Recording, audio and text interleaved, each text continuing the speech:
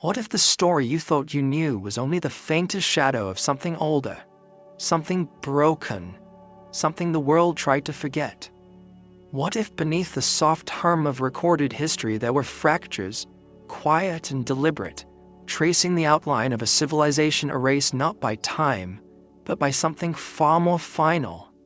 Tonight, as the world outside slows, an ancient tomb stirs with unanswered questions. So before you grow too comfortable, take a moment to like this video and subscribe, but only if you truly enjoy what I'm building here. And tell me, where are you listening from, and what time is it there? It began with a contradiction so small that most excavation reports would have relegated it to a footnote, yet it lingered in the minds of those who stared too long at the soil layers exposed under the weak desert sun. A tomb carved with an intentional precision that did not belong to the era it lay beneath, a chamber resting below settlements already considered among the earliest traces of organized life in Mesopotamia. And deeper still, pressed into a sediment that suggested its builders had known a world shaped differently than the one that later covered it. It was this quiet dissonance, this uneasy overlap of timelines, that first unsettled the researchers, who found themselves unable to decide whether they had uncovered a remnant of a forgotten civilization or the echo of something that had existed before civilization was even meant to begin. They noted that the burial chamber did not seem collapsed or degraded by natural decay alone. The edges of the entrance appeared deliberately blurred, as though someone had not only sealed the tomb, but attempted to erase the very outline of its presence. This was not typical of ancient burial customs, in which tombs were built to be honored, revisited, or remembered. This one hid itself with a purposeful stillness, as though its occupant wished not to be found, or perhaps feared what might happen if he was. Yet why hide a king? Why bury a sovereign beneath the earliest known strata, as if tucking a memory beneath the foundations of history itself? Among the fragments of stone and dust lay markings etched in a script that was neither fully Sumerian nor fully Akkadian, but an uneasy blend of linguistic ancestry. A few symbols resembled proto-cuneiform, while others evoked the curving forms seen in older seals found far from Mesopotamia's cradle. The inscriptions described no lineage, no record of victory, no claim to a throne. Instead, they whispered about a sky that fractured and a great shadow that fell upon the earth. One broken line referred to a sovereign of the end, a phrase that made the translators hesitate. Another fragment seemed to allude to a return to silence, which some argued might be metaphorical, but when set beside the stratigraphic anomaly, the implications felt more physical than poetic. Archaeologists attempted to verify the tomb's age through well-established dating methods, yet every measurement seemed to resist alignment. Radiocarbon estimates, contextual stratigraphy, and artifact comparisons all produced ranges that overlapped in improbable ways. The site felt suspended between eras, too old to belong to the timeline accepted for early kingship, and yet too refined to be dismissed as pre-urban or Neolithic. Some whispered that similar inconsistencies had appeared before, in the erosion scars of the Sphinx, in submerged ruins off the coasts of India and Japan, in anomalous tool marks on megalithic sites scattered across continents. All of them hinted at interruptions in the human story, moments when something broke the continuity we like to imagine was smooth. One researcher noted that the chamber bore microscopic traces of silty deposits, typically associated with short, violent flooding, rather than long-term water erosion. Another suggested that the coffin's alignment, oddly skewed from the cardinal directions of later Mesopotamian burials, might indicate it was oriented toward a sky that no longer matched ours. If true, this would place its construction at a time when the heavens appeared differently, long before the known calendars were etched into clay. A few surviving inscriptions revealed fragments of a longer narrative, now mostly lost. The words were hesitant, carved as though the scribe feared both forgetting and remembering. "The sky broke open," one line said. "The waters rose higher than the temple," said another. These were echoes of catastrophe. But unlike the polished flood myths of later civilizations, they carried no moral lesson, no divine punishment, no arc of salvation. Instead, they felt frantic, observational, desperate, as though someone had recorded not a story but an eyewitness account. In the center of the chamber, upon a raised platform of stone worn smooth by millennia of pressure, lay the sarcophagus. Its lid, unlike the walls, did not hide itself. The relief carving depicted a tall figure, narrow-faced, holding a staff shaped like a tapered branch of lightning. But the oddity was not the figure itself. Kings often portrayed themselves in exaggerated forms. It was the presence of 7 star-like shapes above the figure's head, clustered in formation. They bore a resemblance to the Pleiades, a constellation revered across cultures and ages. The alignment raised more questions than answers. Why would a tomb seemingly older than the city-states of Sumer depict a star cluster, deeply embedded in the astronomical traditions of later societies? Some scholars argue that perhaps the Pleiades had been central to human myth far earlier than previously believed, serving as a navigational or seasonal indicator for migrating populations. Others whispered that the motif could imply a shared memory, predating the rise of recorded civilizations. A memory passed down, blurred, yet persistent across continents and cultures. If so, then perhaps the tomb's occupant had belonged to a world erased by something far more devastating than gradual change. No royal seal accompanied the sarcophagus, no tribute offerings, no servants buried alongside, only a single stone tablet, placed where the heart would rest if the figure had been alive. The tablet contained a faint inscription: "When the heavens shattered, he remained." The words were cryptic, but their tone suggested both survival and finality, as though this king, if he truly was one, stood witness to an ending so absolute that his burial became not an honor, but an act of sealing away a memory too heavy for the new world that came after. Whispers filtered through academic circles about the possibility that this might represent one of the so-called antediluvian kings, described in the Sumerian king list. Those rulers whose reigns lasted improbably long spans, tens of thousands of years, before the flood reset history. Most dismissed these as mythological exaggerations, symbolic embodiments of forgotten epochs. But others asked whether myth might be the residue of memory, the lost fragile tether to a time whose physical remnants had been scattered by catastrophe. The chamber felt like a threshold, a place where timelines brushed against one another. Even the silence inside carried weight, pressing against the chest of anyone who entered. It was as though the room remembered something the world outside no longer did. And that silence, deeper than any artifact, raised a final question that no excavation report could answer. If this was truly the tomb of a king from a world before the flood, then what else lies beneath the stories we were taught to believe? There were moments, rare, unsettling moments, when the sand itself seemed to resist being brushed away, as if the earth did not wish to surrender the layer beneath. The excavation team often spoke quietly about it, not out of superstition but out of a sense that what they were uncovering did not quite belong to the familiar rhythm of archaeological discovery. The deeper they descended, the more the soil changed character. What should have been compacted sediment from known Holocene cycles instead revealed pockets of material bearing the strange signatures of abrupt deposition. Coarse sand fused with fine silt, fragments of charcoal embedded in clay, and irregular lenses of gravel that suggested violent transport rather than gradual layering. It was as though the landscape had been torn apart and then reassembled by forces indifferent to the contours of human presence. What troubled the researchers even more was the unmistakable boundary where the world seemed to shift. Above it lay the expected markers of early Mesopotamian life: simple hearths, broken pottery, carbonized grains, faint outlines of long collapsed structures.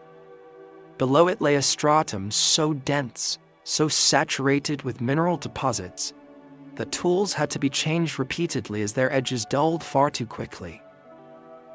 This layer, which should have represented an older but recognizable phase of settlement, instead felt like a sealed capsule of violence, evidence of a sudden event that had smothered everything beneath it. Some called it a flood layer, aligning it with the well-documented inundations that shaped the Fertile Crescent throughout prehistory. But traditional floods leave patterns, sorted sediments, predictable gradations, and gradual transitions. This layer bore none of those. It showed signs of high-energy turbulence, grains of quartz etched as though exposed to massive pressures, microfractures suggesting mechanical force, more typical of landslides or tsunamis. Yet there was no coastline here, at least not within any time frame archaeology accepted.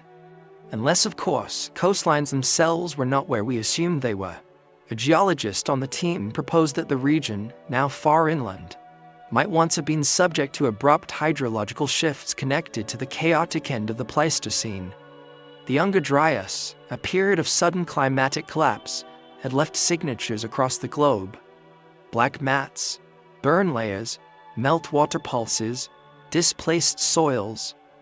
The anomalous stratum beneath the tomb bore similarities to those sediments found in North America, Northern Europe, and even parts of Western Asia. But such a connection carried implications that many hesitated to speak aloud, that the tomb predated the earliest known settlements by thousands of years, and that its builders might have lived through the tail end of a global transformation. Yet the puzzle only deepened once the chamber's floor was cleared. The tomb rested on a foundation of stone blocks, their surfaces unnaturally smooth and bearing faint linear scoring. These lines did not resemble the chisel marks typical of early masonry. They seemed closer to abrasion marks created by repetitive mechanical movement. The idea of lost craftsmanship hovered like a shadow without substance, never stated but always felt. The blocks themselves were composed of a composite material darker than limestone but softer than basalt, unlike anything commonly found in the region's prehistoric architecture. If the foundation had been built after the cataclysmic layer formed, then the civilization responsible had emerged astonishingly quickly from devastation. If built before, then it represented the lost fingerprint of a world wiped nearly clean. Course taken from beneath the foundation revealed something even stranger. A thin film of diatomaceous material, the kind typically found in ancient lake beds or shallow coastal environments. The existence of such a layer so deep beneath a flood deposit seemed to imply that the region had once been a basin of standing water, and if so, the catastrophic deposition above might have been the remnants of a massive inland deluge, or the collapse of a water body whose boundaries were reshaped by tectonic or climatic upheaval. It was an unsettling thought, that the landscape itself might have shifted within human memory, that rivers wandered, seas rose and fell, and coastlines rearranged themselves faster than civilizations could anchor their myths. Of course, such interpretations were burdened with caution. The academic world has always been hesitant to embrace radical disjunctions in the human timeline, preferring incremental change over dramatic resets. Yet the tomb seemed to demand a different story. The precision of its construction, its depth relative to the anomalous layer, and the inscriptions referencing a world-ending event, all hinted at a narrative that did not align with the conventional trajectory from hunter-gatherer bands to agricultural communities to city-states. Instead, it suggested a cycle, perhaps one beginning with complexity, interrupted by catastrophe, and followed by a slow rebuilding. Several fragments of pottery found adjacent to the foundation provided additional dilemmas. Some pieces bore decorative patterns that did not match known early ceramics of the region. Instead, their motifs resembled those found in sites much farther away: northwestern Iran, eastern Anatolia, and even the Levant. These regions did not share uniform cultural expressions during the presumed period of the tomb's construction, which raised an uncomfortable question. Were these shards intrusive, transported by later disturbances? Or were they remnants of an interconnected world that preceded the neat regional divisions historians often use to define prehistory? Even the soil chemistry surrounding the tomb resisted easy categorization. Carbon residues suggested intermittent burning events, though there was no evidence of habitational cooking. Elevated levels of calcium carbonate indicated exposure to water, yet the dissolution patterns implied rapid drainage rather than long-term submersion. And scattered throughout were microscopic plant remains belonging to species not currently native to the immediate region, seeds and fibers consistent with wetter climates. All of this painted a picture of environmental volatility, a landscape undergoing rapid and perhaps violent transformation. If the tomb truly belonged to a pre-flood king, as some cautiously speculated, then perhaps the geological chaos surrounding it reflected the same upheavals recorded in myths across cultures. The Epic of Gilgamesh spoke of walls washed away, of cities swallowed by waters rising faster than any human could escape. The Quran preserved memories of drowned settlements buried under layers of earth. Myths from the Indus Valley recalled entire kingdoms vanishing beneath the sea. And while such stories are often framed as metaphors for divine judgment, the physical signatures of abrupt climate events lend them an eerie plausibility. The team debated whether the anomalous stratum represented a local disaster or a fragment of something far larger. A piece of the global puzzle hinting at a world where thriving communities were wiped out in a span too short to be fully encoded in oral memory. If so, then the tomb's placement beneath that layer suggested its occupant not only lived before the cataclysm, but perhaps anticipated it. The deliberate burial, the sealed inscriptions, the strange alignment of the sarcophagus, all pointed toward an awareness of impending destruction. And yet, as excavation continued, the deepest question remained suspended between the layers, refusing to settle into certainty. If this strata marked the violent erasure of a forgotten chapter of human history, then what else lay hidden in the folds of the earth, waiting to complicate our story of beginnings? Long before the sarcophagus was lifted, before the chamber fully revealed its quiet strangeness, the carvings on its surface had already begun to unsettle the researchers. They were not elaborate, no sweeping scenes of battle, no processions of servants or gods. Instead, the stone bore a sequence of panels etched with a restrained, almost somber precision, as though the artisan had been more concerned with accuracy than grandeur. The imagery felt descriptive, almost documentary, and that alone separated it from the stylized mythic language typical of ancient funerary art. It was as if the carver wished to convey not a legacy, but a warning. The first panel depicted a sky fractured into shards. This was not metaphorical storm imagery. The lines radiated outward like splintered glass. Translators noticed that similar motifs appeared in ancient descriptions of celestial disturbances, comet tails recorded on Akkadian tablets, the strangely precise astronomical glyphs from Göbekli Tepe, and even the enigmatic petroglyphs found in North America that some researchers associate with high-energy atmospheric events.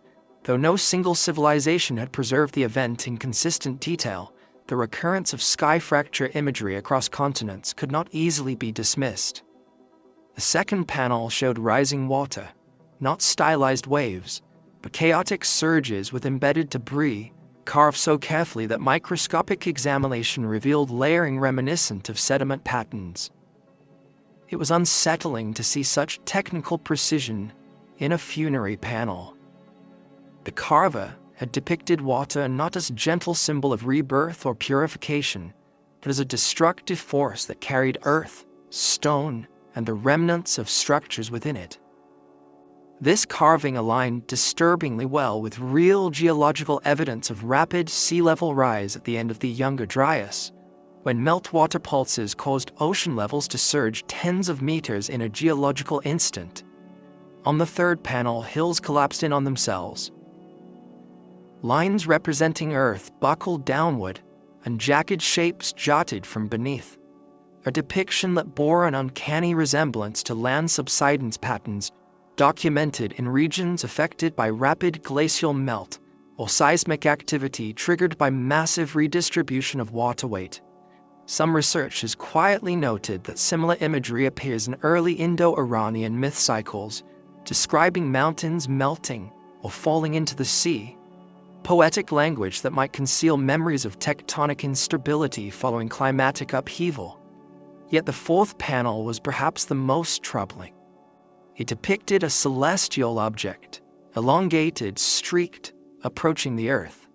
The tails carved behind it resembled plasma streams more than fire, suggesting an atmospheric entry rather than a simple comet. The object was surrounded by small radiating lines, which some interpreted as fragments breaking apart. The resemblance to impact event iconography was difficult to ignore. Comparisons emerged with carvings from Cataclysm, with Aboriginal comet stories describing the sky's burning tears, with symbols in Bronze Age Nordic rock art interpreted by some as depictions of cosmic intrusions. The carver seemed to portray something seen across horizons, something so large or so bright that it was impossible to ignore. Below this object, in smaller figures, people were shown looking upward, arms raised not in worship but in what could be fear or warning. Their bodies leaned back slightly as if bracing against a force they could not comprehend. Yet even here, the artisan exercised restraint. The faces were not expressive. It was the posture that conveyed meaning. That posture appeared in other ancient contexts. Depictions of sky-gazing figures in Anatolian shrines, in Egyptian astronomical ceilings, and even in Neolithic European megalith carvings. It made one wonder whether such images derive from collective observation rather than imaginative invention. The final panel on the sarcophagus lid differed from the others. Instead of depicting destruction, it portrayed a lone figure, tall, robed, holding a staff, standing amid the aftermath. The ground beneath him was uneven, marked with sharp grooves as though plowed by violent water. Behind him, where a settlement might once have stood, only faint outlines remained. The figure faced the fractured sky, not in challenge but in resignation. Lines surrounding him suggested wind or swirling dust, perhaps an attempt to represent atmospheric instability after the event.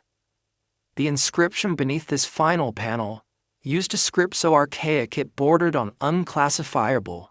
Scholars identified elements of proto-cuneiform, but the grammar leaned toward older, more pictographic systems. The translated fragment read, "He saw the world break, and he stood alone." Another line, "He guarded the memory when the heavens altered their order." These fragments were not poetic, they sounded observational, and if the translations were even partially accurate, then the artisan who carved them believed the tomb's occupant had witnessed, or at least lived through, a cosmic and terrestrial upheaval. Some argued this was simply mythologizing, the kind of grandiose storytelling reserved for legendary figures. But the carvings did not feel mythic. Myths tend to elevate, to dramatize with divine intervention, to place gods at the center. These panels contain none of that. There were no deities, no symbols of salvation or judgment, only the sequence of events: sky fracturing, water rising, land collapsing, a celestial object descending, and a solitary observer left behind. As researchers examined the panels in detail, subtle chisel marks revealed something else. The carvings had not been made hurriedly. The artisan employed different techniques for each element, adjusting depth, pressure, and angle to create texture and dimensionality. It was as though he'd been documenting rather than embellishing, capturing nuances rather than symbols. This level of care suggested that the carver either witnessed the events or relied on eyewitness accounts he considered trustworthy. One detail particularly intrigued the team. In the second panel, amid the swirling waters, tiny triangular shapes appeared. Under magnification, these shapes resembled stylized depictions of boats, flat-bottomed, with curved ends. Their presence implied that the builders of the tomb already possessed maritime awareness or technology. Yet their scale in the carving conveyed vulnerability. The boats seemed dwarfed by the waves. This detail subtly contradicted the notion that early human populations were entirely land-bound before the rise of known riverine cultures. Then there was the curious alignment of the star cluster carved above the central figure's head. In the final panel, the 7 points did not form a random pattern. They matched the configuration of the Pleiades as they would have appeared approximately 10,500 to 9,500 BCE. Archaeoastronomers on the team voiced hesitance. Using stellar drift to date carvings is notoriously imprecise, but the alignment was difficult to ignore. Why depict the Pleiades at all, unless marking a moment in time using the sky as reference? As the team attempted to contextualize these images, they found themselves drawn into broader comparative studies. Flood traditions from around the world contained uncanny parallels: sudden inundations, skies darkened by dust, fire falling from above, land swallowed by waters. Geological evidence aligned with much of this. Meltwater pulses, rapid sea level rise, evidence of outburst floods from glacial lakes. What the sarcophagus carvings offered was not proof, but something subtler, a narrative thread linking mythic memory with physical reality. Yet the most haunting question remained unspoken inside the chamber. If the tomb truly recorded events from a world before the known rise of civilization, then what did its occupant know? And why had he been buried with such silence around him? The carving suggested he carried knowledge not meant for the world that emerged afterward. Knowledge of how a world ends. And beneath that quiet question lay another darker one. If he witnessed the last great cataclysm, did he leave us these carvings because he believed another would come? It was only after the sarcophagus had been examined in exhaustive detail that attention shifted to something the team had overlooked in the early days of excavation: the absence of any genealogical markers. Kings in ancient Mesopotamia were never presented as isolated figures.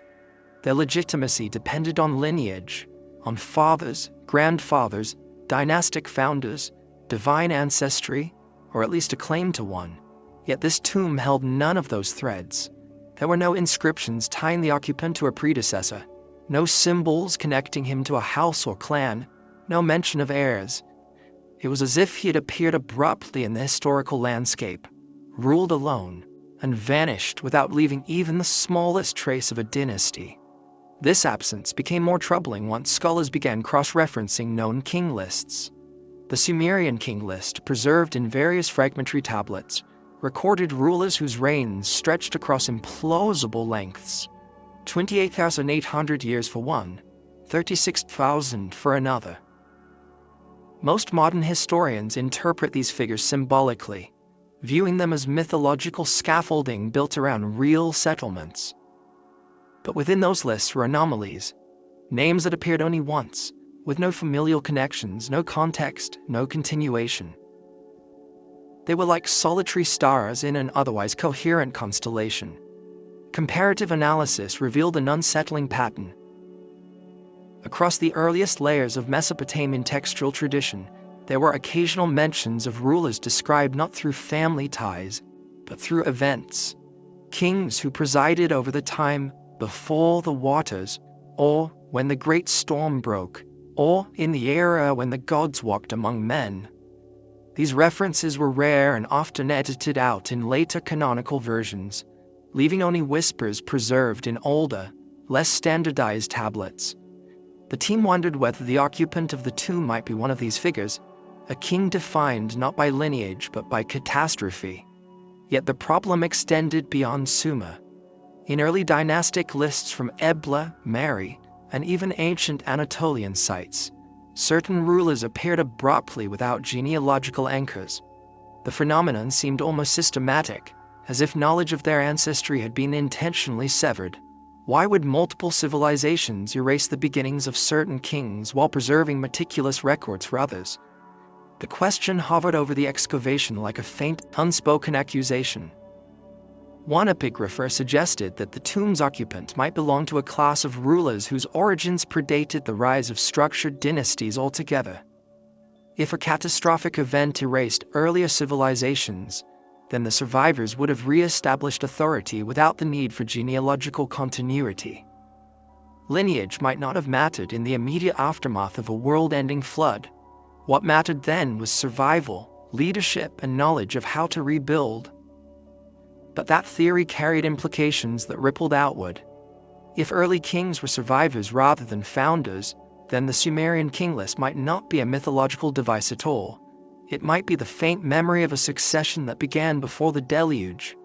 Still, this explanation did not fit smoothly with the tomb. The inscriptions spoke not of rebuilding but of a witnessing. They described not authority regained, but a final moment observed. The figure carved on the sarcophagus lid did not look like a rebuilder of cities. He looked like a sentinel standing at the end of a fading world. His posture was not triumphant, it was resigned. Scholars then considered another possibility, one far more contentious. Perhaps the absence of lineage did not result from a break in continuity, but from deliberate removal.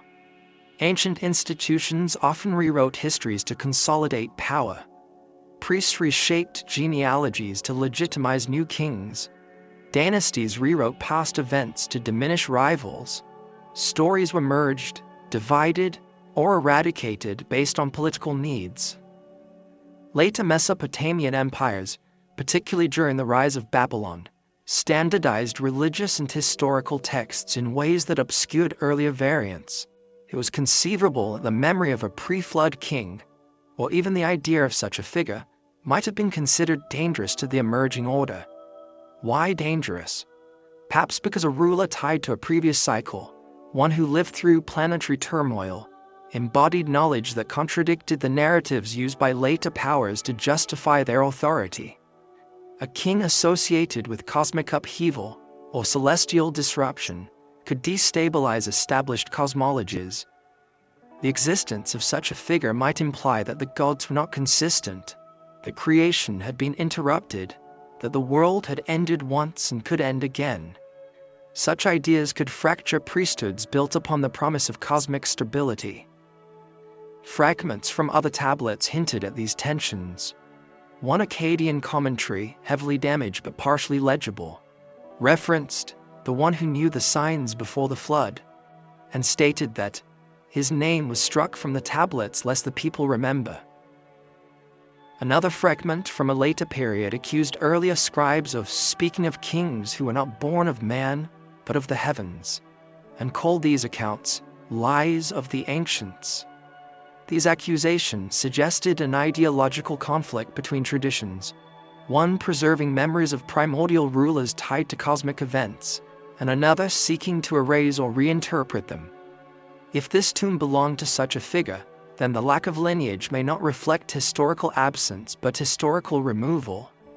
But why bury him at all if the goal was erasure? Why construct a chamber of such precision, hide it beneath layers of catastrophic deposition, yet leave enough clues to suggest its occupant's identity? One theory posited that this tomb represented a compromise, a burial conducted by those loyal to the king, concealed from those who intended to overwrite his memory. The act of burying him deeply beneath layers that would later be transformed by flood and sediment might have been a desperate attempt to preserve the memory in a manner inaccessible to future editors of history. Another interpretation suggested the opposite, that those who sealed the tomb belonged to the faction that sought erasure. Perhaps they believed the king's knowledge, or even his name, carried dangerous power. They might have buried him deliberately in a place they expected no one to excavate. If the flood that followed was as violent as geological evidence suggested, then the tomb may have remained untouched for thousands of years, simply because the world around it vanished, its cities swept away, its landscapes reshaped. In such a case, the burial was not an act of preservation, but of containment. One archaeologist pointed out a telling detail. The inscriptions reported the king as witnessing the end, but none mentioned him surviving it.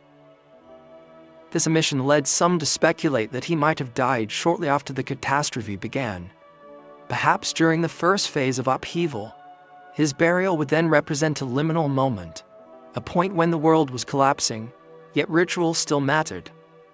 Those who buried him may have done so in haste, leaving behind minimal offerings, minimal records, minimal markers of his identity. Their priority may have been not to honor a ruler, but to ensure a final rite was performed before the flood completed its annihilation.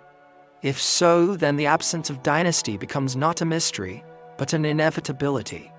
A king who dies as his world collapses could leave no successor. His lineage would die with him.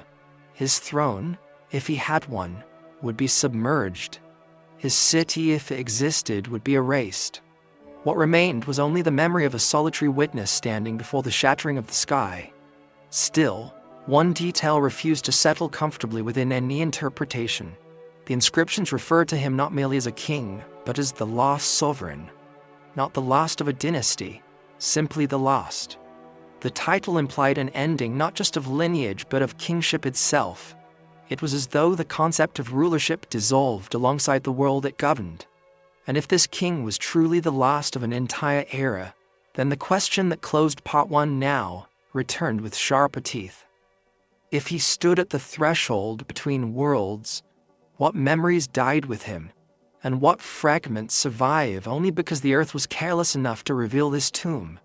Long after the sarcophagus had surrendered its carvings and its silence, attention drifted toward the narrow gap beneath it, a space that at first looked like nothing more than a structural recess carved to stabilize the coffin. But the faint outline of a sealed container began to emerge once debris was cleared away. It sat flush with the stone platform, perfectly rectangular, its surface unnaturally smooth for something so ancient.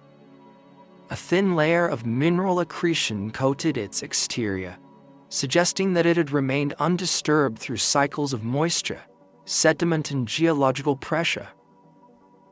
The container seemed to wait with strange patience, as though it had been placed there not merely for safekeeping, but with a specific intention: to remain hidden until the precise moment the world was ready to see it again. When the team finally pried it open, the interior revealed a cluster of tablets wrapped in a hardened organic material, possibly treated reeds or plant fibers that had acted as a primitive waterproof seal. Their preservation was extraordinary. The tablets appeared unwarped, their inscriptions sharp enough to catch the light in ways that made the words feel newly etched. It was immediately clear that these were not funerary offerings.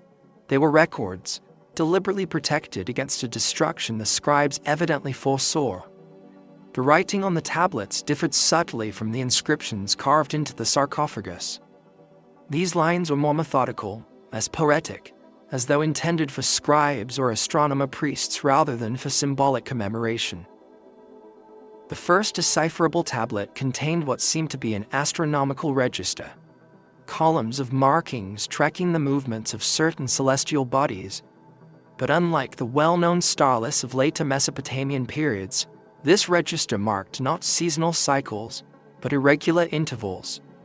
Some notations included clusters of dots grouped around a central symbol, resembling a broken circle. Scholars compared these marks to later references in Babylonian Mul Epin texts describing unusual sky events, though none matched exactly. One line, heavily weathered but still legible, read, "The star that wanders beyond its circle returned and the signs changed." Another line noted a darkening in the eastern path occurring simultaneously.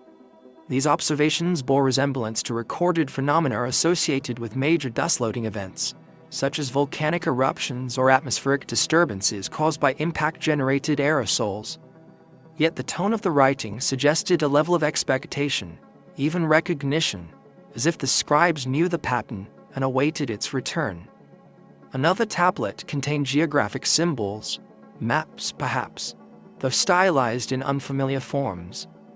A rough triangular shape represented a landmass bordered by two bodies of water.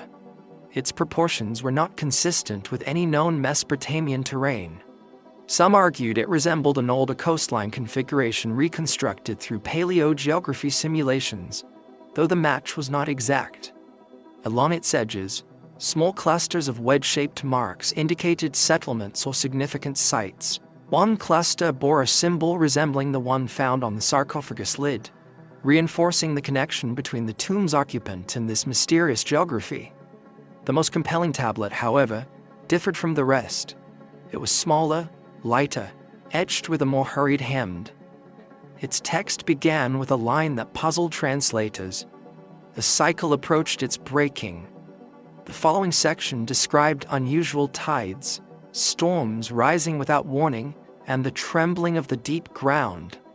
These details could have corresponded to seismic activity or rapid hydrological changes associated with meltwater floods. But the text then shifted abruptly. Men saw the serpent of fire stretch across the sky, it said, and pieces fell from its tail.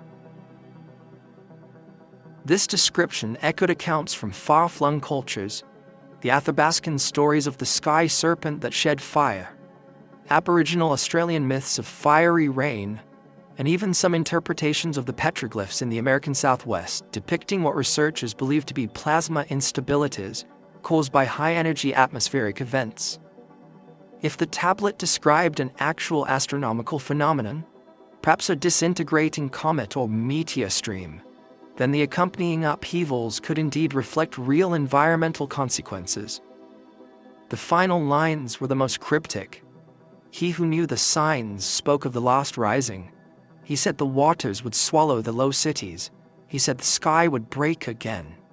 Scholars debated whether the he referenced here was the tomb's occupant. If so, then he might have been regarded not only as a king but also as a seer or interpreter of celestial cycles. Many ancient cultures placed astronomical knowledge in the hands of priests or rulers. Perhaps this figure embodied both roles. But one detail overshadowed all others. The tablets had been sealed beneath the sarcophagus, not beside it. This placement suggested a deliberate hierarchy. The king above, the knowledge below, as though the tablets were not offerings to honor him, but truths he carried. Truths so significant that they had to be hidden under his body rather than displayed with it.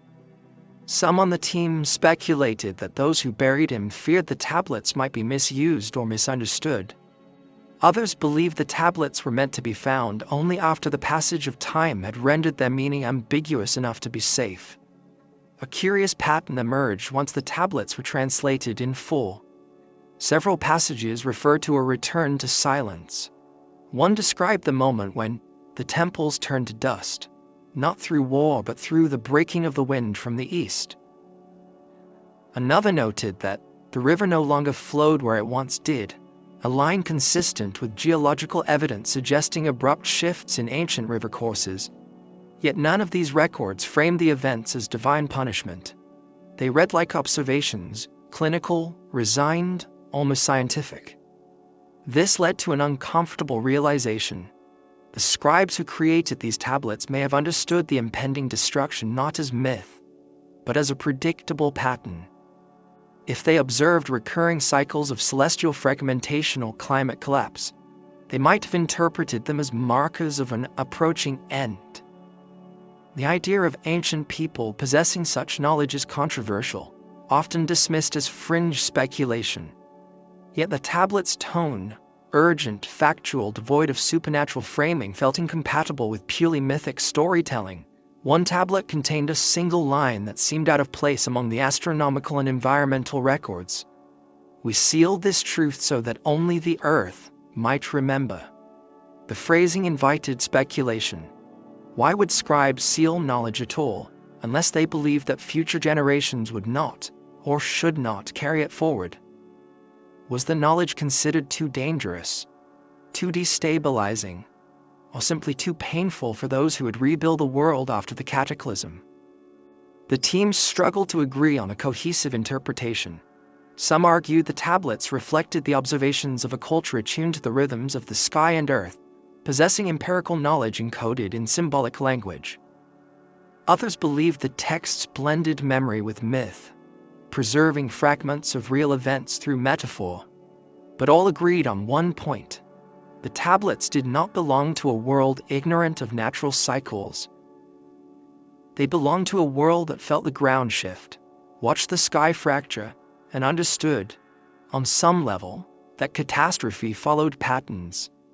If the tomb truly represented a threshold between the pre-flood world and the civilizations that followed, then the sealed tablets carried the last intact memory of that earlier cycle. A memory not meant for kings or priests of later ages, but for the earth itself, preserved in silence, protected beneath stone and sediment, waiting for the day someone finally asked the questions those scribes feared would be forgotten. Yet even as the tablets reveal their strange clarity, they left behind a deeper uncertainty. If those ancient scribes saw destruction as a cycle, what did they believe would come at the end of the next one? The deeper the excavators ventured into the tomb's architectural logic, the more they sensed that nothing in its design had been chosen arbitrarily. Every angle, every joint, every carved line seemed to obey a geometry older than the civilizations that later occupied the region. Yet the most peculiar feature, one that would eventually spark the fiercest debate, was the chamber's orientation. At first glance, its slight skew from the cardinal direction seemed like a minor irregularity, perhaps the result of terrain constraints or errors in construction. But as surveyors plotted the angles with increasing precision, the skew revealed a consistent pattern. The tomb aligned not with the modern position of the stars, but with the sky as it would have appeared thousands of years before the earliest known Mesopotamian dynasties. This realization did not come easily. Archaeoastronomy is a field perpetually wedged between rigorous science and speculative enthusiasm, and its practitioners tread carefully. The excavation team consulted multiple specialists, each of whom recalculated the orientation using independent methods. Yet all arrived at the same unsettling convergence. The tomb's axis pointed toward the rising of a star cluster no longer visible at that same position, one that would have occupied its aligned point in the sky near the end of the Younger Dryas, a period synonymous with abrupt cooling, megafaunal extinctions, and dramatic climatic oscillations. When the alignment was matched against known archaeoastronomical reconstructions, the best fit corresponded to a sky approximately 10,800 to 9600 BCE. This time frame overlapped eerily with the global shift into the Holocene, the epoch in which agriculture slowly emerged, and human societies began the long arc toward urbanization. It also overlapped with the controversial chronology proposed for sites like Göbekli Tepe, where stone pillars arranged in cosmological patterns hinted at a primordial understanding of the heavens far earlier than traditionally accepted. Some scholars suggested coincidence. After all, slight deviations in orientation could yield matches across multiple epochs. But this tomb offered more than a single axis. Its interior niches aligned with specific lunar standstill positions, points in the moon's 18.6-year cycle, where its rise and set reach maximum extremes. Such alignments required deliberate observation across generations, and their presence in a structure dated far before the emergence of known astronomical temples was difficult to reconcile with established historical development. Even more puzzling was the alignment of a narrow shaft carved into the chamber's upper wall. When illuminated during the equinox, the shaft directed light toward a carved symbol resembling a seven-pointed cluster, the same motif found on the sarcophagus lid, interpreted by many as the Pleiades. But during certain nights of the year, long before dawn, the shaft would have pointed directly toward the heliacal rising of that cluster. In ancient cultures, the heliacal rising of stars often marked seasons, migrations, planting cycles, or rituals tied to cosmic order.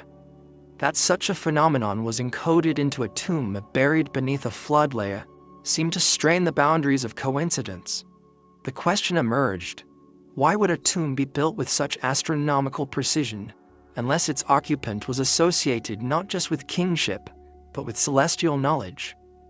The earlier tablet suggested he had observed, or anticipated catastrophic cycles tied to the heavens. Now the architecture reinforced the idea that celestial orientation was central to his identity or role.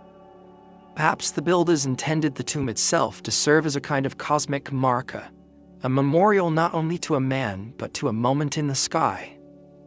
But there was another dimension to consider.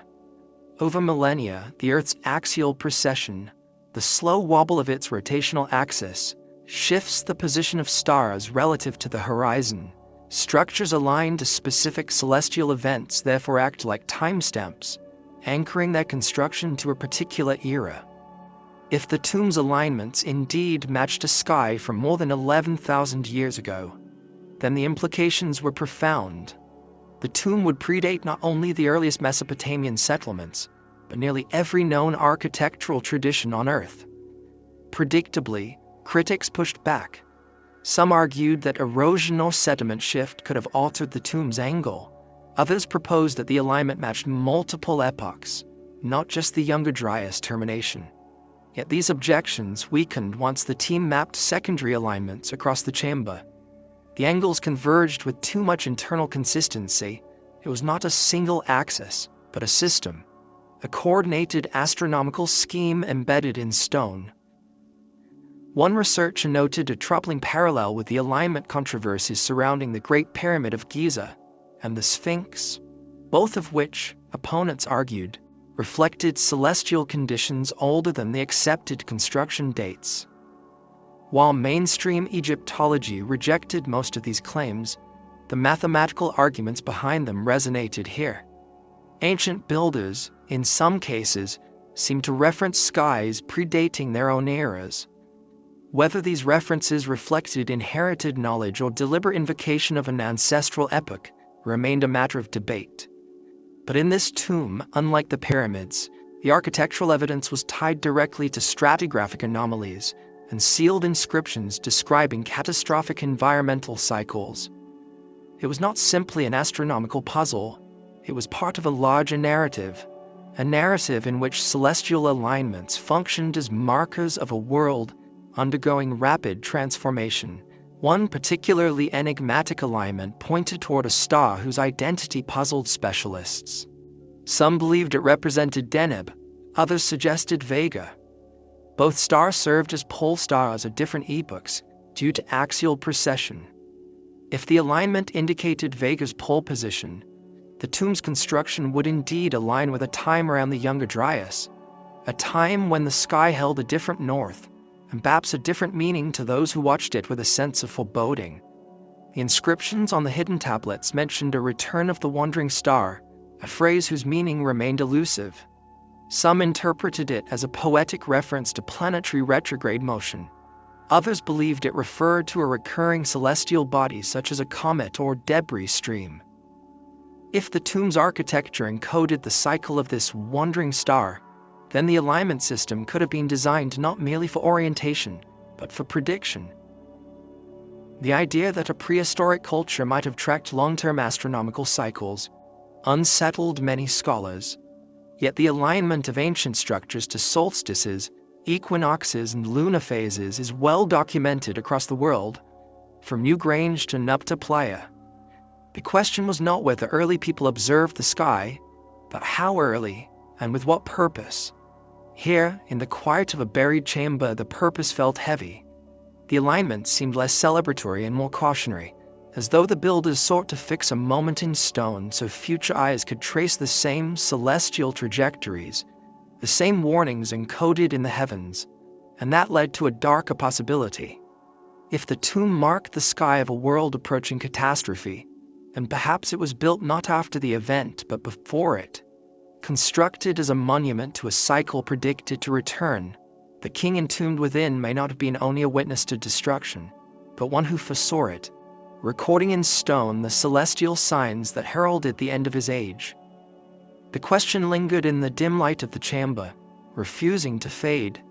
If the stars were once used to predict the great cataclysm, what might they be foretelling now? Long before the chamber's inscriptions had been translated, even before the astronomers realized the tomb aligned with a sky no longer visible to our age, Another feature had quietly unsettled the team: the erosion patterns carved into the chamber walls. At first, they seemed like simple wear, localized patches where moisture had crept through cracks in the stone. But the more the walls were examined, the more irregular the patterns appeared. They did not resemble the slow, predictable degradation seen in most ancient subterranean structures. Instead, the walls bore the unmistakable signature of water that had moved with force, direction, and urgency. Water that had once surged through the chamber before it was sealed in its final state. Microscopic analysis revealed channels etched into the stone, smooth, curved lines consistent with rapid flow rather than seepage. These channels were neither horizontal nor vertical, but twisted in patterns that suggested turbulence, as though currents had collided within the chamber before draining away. Some parts of the wall carried a faint sheen of mineral deposition, similar to what forms when water recedes quickly, leaving behind a thin crust of evaporated residue. In the floor's corner, beneath the dust and sediment of millennia, researchers found a small cluster of diatoms, microscopic algae typically found in freshwater or brackish environments. Their presence implied not just moisture, but standing water at some point in the tomb's early history. Such evidence raised immediate concerns. No burial chamber, no matter how ancient, should display signs of interior flooding unless either it was poorly constructed, which this one was not, or it had been exposed to conditions far more violent than normal groundwater infiltration. Some dismiss these features as anomalies caused by shifting water tables or long-term seepage. Yet the erosion patterns did not match passive water movement. They resembled the scars left behind by short bursts of intense flow, like those found in caves exposed to flash floods or in structures affected by sudden changes in hydrological pressure.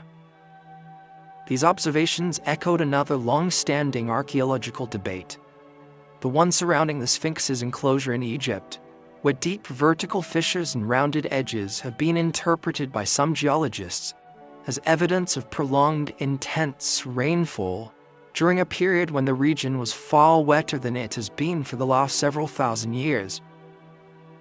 Though mainstream Egyptology remains cautious about revising the Sphinx's timeline, the geological interpretations have persisted, suggesting that certain monumental structures may predate the arid climates now surrounding them. The parallels were difficult to ignore. Here too, in this Mesopotamian tomb, the erosion patterns contradicted the climatic expectations for the site. If the chamber had truly endured rapid water infiltration, then either the region experienced rainfall far heavier than current models allow, or the tomb existed during a time when the local environment was drastically different.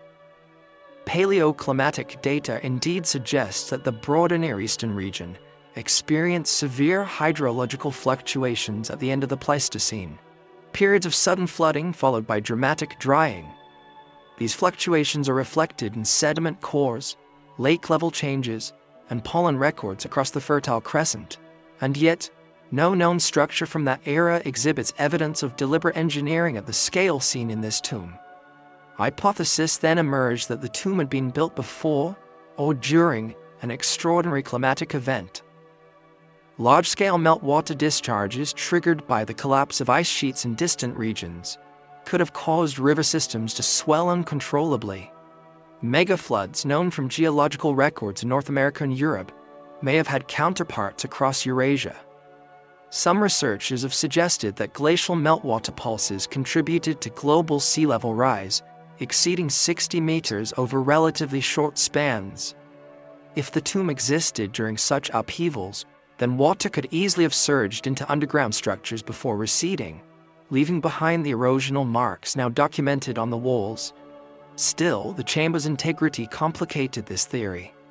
Despite the erosion patterns, the tomb had remained remarkably intact. Its ceiling had not collapsed. Its interior carvings, especially those on the sarcophagus, were pristine, unblurred by prolonged exposure to flooding. This suggested that while water had entered the chamber, it had not lingered. The surge must have been brief, violent but momentary, a single catastrophic event rather than sustained inundation. This raised another question. Was the tomb exposed at the time the water entered, or had it already been partially buried?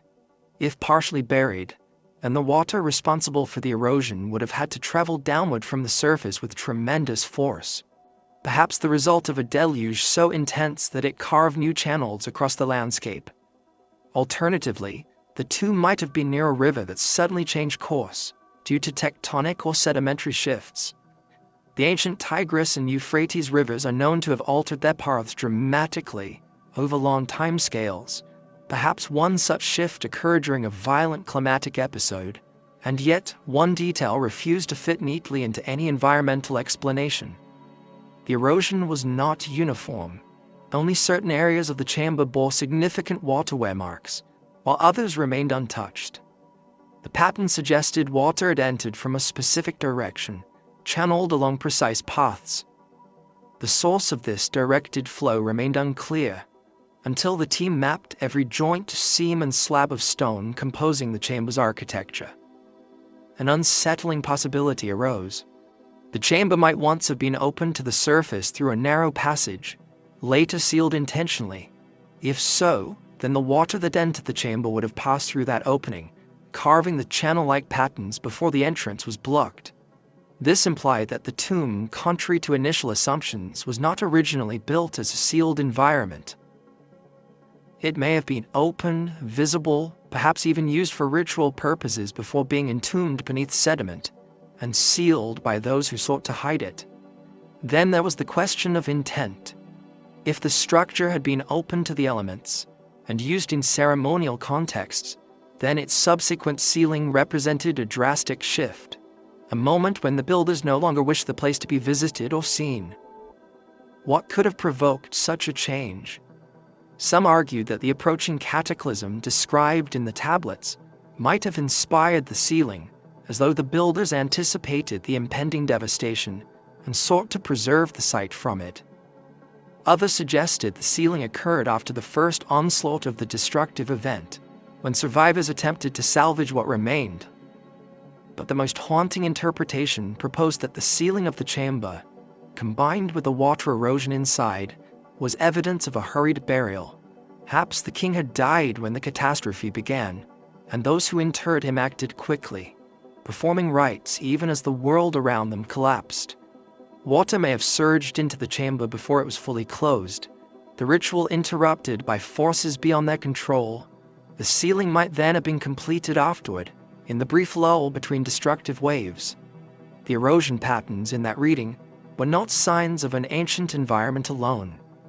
They were traces of the catastrophe itself, the first physical fingerprint of the world-ending event described on the tablets and carved onto the sarcophagus. And if those patterns truly captured the moment when the deluge reached the tomb, then another realization followed inevitably. The tomb did not merely survive the cataclysm, it bore its scars, it remembered it. Which raised the question that whispered across the chamber walls like a final echo of the floodwaters themselves. If this tomb carries the memory of a world erased by water, how many other memories still lie sealed beneath the mud, waiting to break the surface again, long before the tablets were translated in full, and even before the astronomical alignments of the tomb became the center of debate? The team began to sense that the story etched into the chamber and buried beneath its floors was not simply Mesopotamian. His echoes seemed to ripple outward, threading through cultures scattered far beyond the Fertile Crescent. The more they examined the inscriptions, the more it became clear that the tomb's warnings were part of a narrative older than any single civilization, older perhaps than civilization itself. The fragmentary inscriptions on the sarcophagus, with their stark descriptions of sky fracture and rising waters, felt strangely familiar, not because they mirrored the well-known flood myths of later texts, but because they echoed motifs preserved in dozens of ancient traditions, each separated by geography, yet united by a peculiar, unsettling consistency. The Epic of Gilgamesh offered the most obvious parallel, with its depiction of a flood so sudden and immense that even the gods trembled. But the tomb's inscriptions lack the divine theatrics of that later tale. Instead, They resemble the earlier Sumerian flood narratives, particularly the Eridu Genesis, which described a wall of water and the darkening of the skies in language that hesitated between historical memory and mythic symbolism. Yet even these texts were separated from the tomb by millennia. Their stories consolidated long after the last echoes of the Cataclysm had faded from living memory. Other parallels, however, extended far beyond Mesopotamia. In Anatolia, fragments of the Hurrian Song of the Sea spoke of a roaring water that tore the earth like cloth. In the Levant, Ugaritic tablets described the breaking of the heavens and the shaking of the deep foundations. The Hebrew book of Genesis retained traces of an older Mesopotamian narrative, yet woven into it were elements that felt geological rather than allegorical. References to the fountains of the great deep bursting forth, imagery strongly reminiscent of rapid groundwater displacement or tectonic upheaval. Farther east, ancient Indian texts in the Satapatha Brahmana told of Manu, warned by a mysterious being of a flood so massive it would erase all but the prepared. In some versions, the warning came with astronomical signs, changes in the stars, alterations in the celestial order, and in Iran, the Zoroastrian Bundahishan spoke of a primeval flood triggered by an assault upon the sky, followed by the creation of protective shelters built before the deluge arrived. These shelters, Varus, were described with architectural precision, almost as though real subterranean structures had inspired the legend. Across the Mediterranean, Greek myths preserved faint texts too. Plato's dialogue, Timaeus, described cataclysms that visited mankind many times, each marked by fire, air, or water descending from the heavens. His account of Atlantis' destruction, often dismissed as allegory, contained curious details. Islands sinking suddenly, violent earthquakes, and a night of impossible storms. Whether Plato relied on older sources or wove fiction from memory remains debated, but his language mirrored patterns found worldwide. Even the far reaches of the globe carried fragments of the same story. The Dogon of Mali spoke of the time when the skies fell in pieces and water rose from below. In pre-Columbian Mesoamerica, the Popol Vuh described a deluge accompanied by a black rain that darkened the world. Among the Maya, inscriptions referenced the destruction of the previous world, aged by overturning water.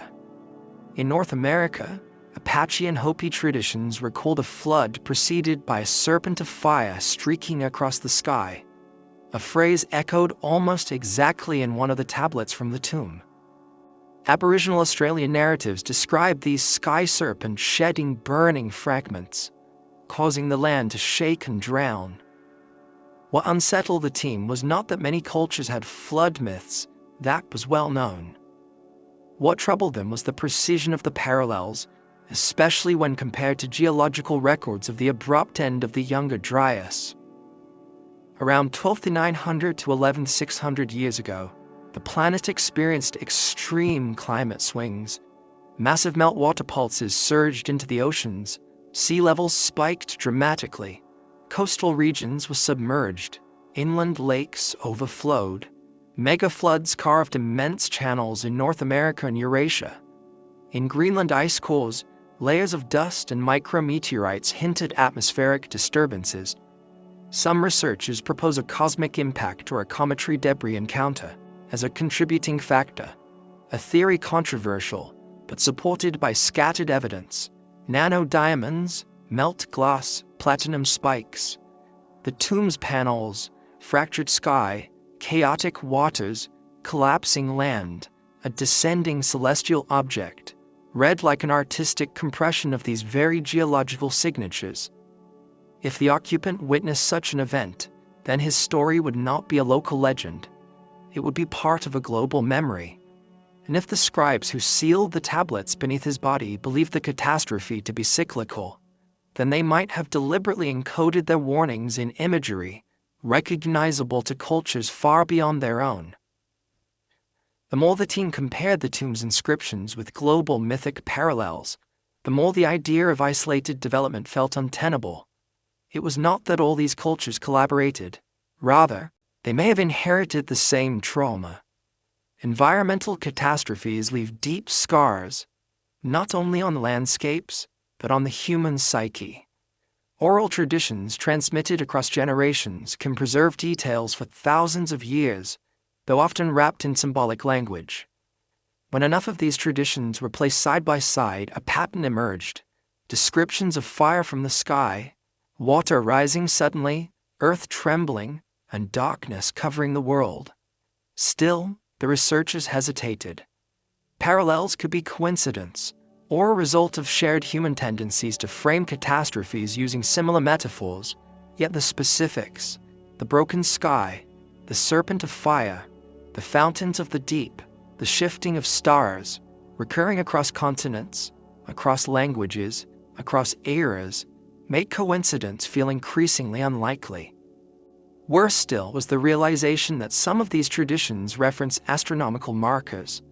In a Maori flood story, the rising of a particular star warned of an impending deluge. In ancient China, records describe dragons in the sky. At moments of environmental upheaval, dragons often interpreted as comets or meteors.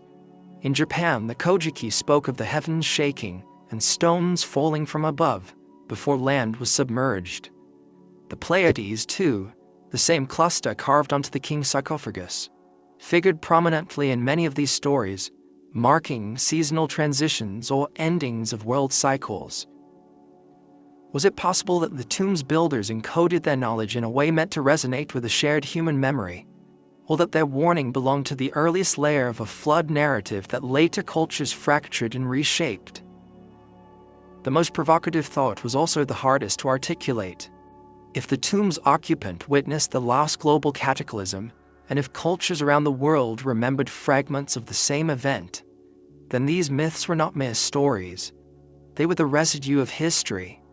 The narrative of the pre-flood world, the world that ended, might lie not in the single text, but in the overlapping shadows of all of them. Yet even as this possibility took shape, another question loomed. If these stories recount the last time the skies shattered, how many cultures warned that it would happen again?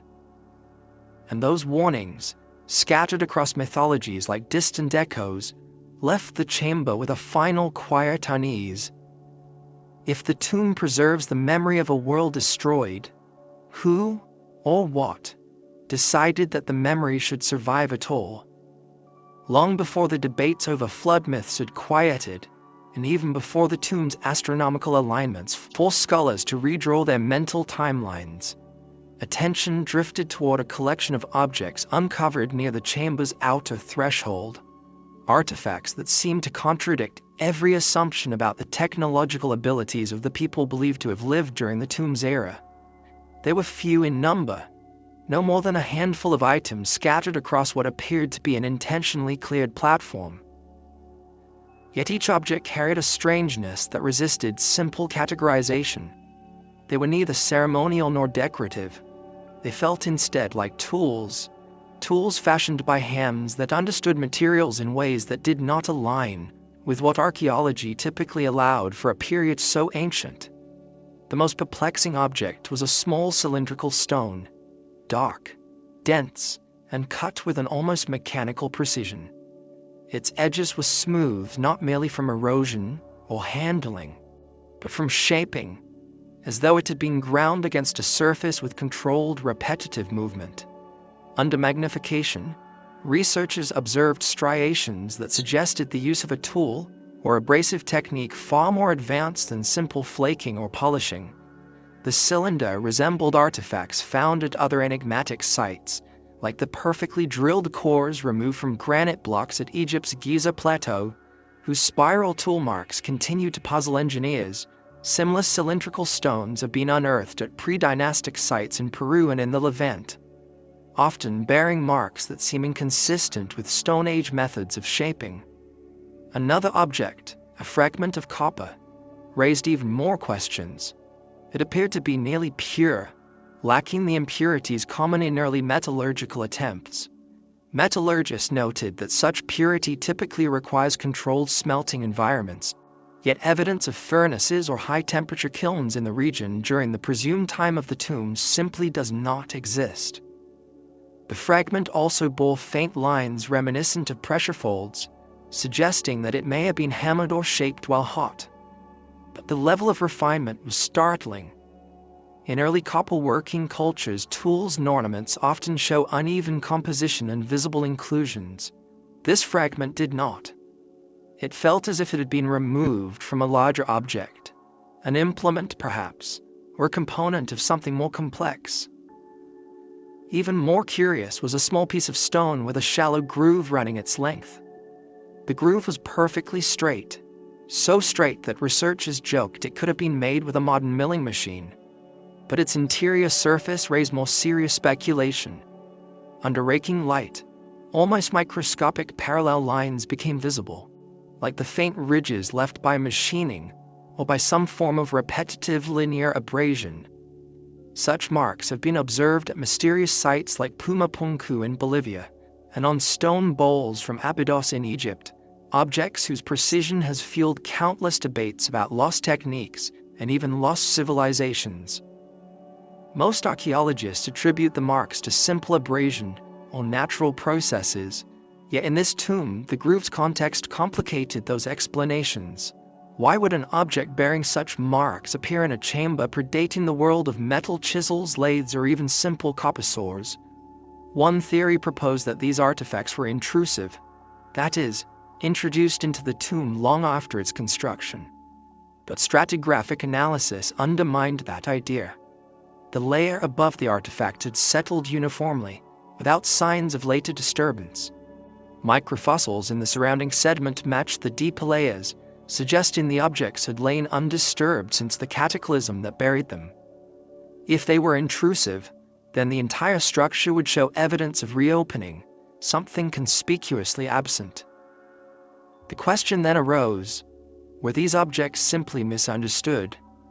Perhaps they were symbolic or ritualistic, their precision unintentional. Yet their utilitarian design contradicted this interpretation. They lacked the ornamentation typical of ritual artifacts. They seemed shaped for function rather than display. Their wear patterns suggested use. Their edges bore microchipping consistent with contact against other materials. These were not ceremonial offerings, they were tools belonging to a world whose technological vocabulary remains nearly blank to us. A particularly troubling object was the smallest, a thin disc of stone with a hole drilled cleanly through its center. The hole was smooth, nearly polished, and tapered slightly, as though drilled with a rotating implement.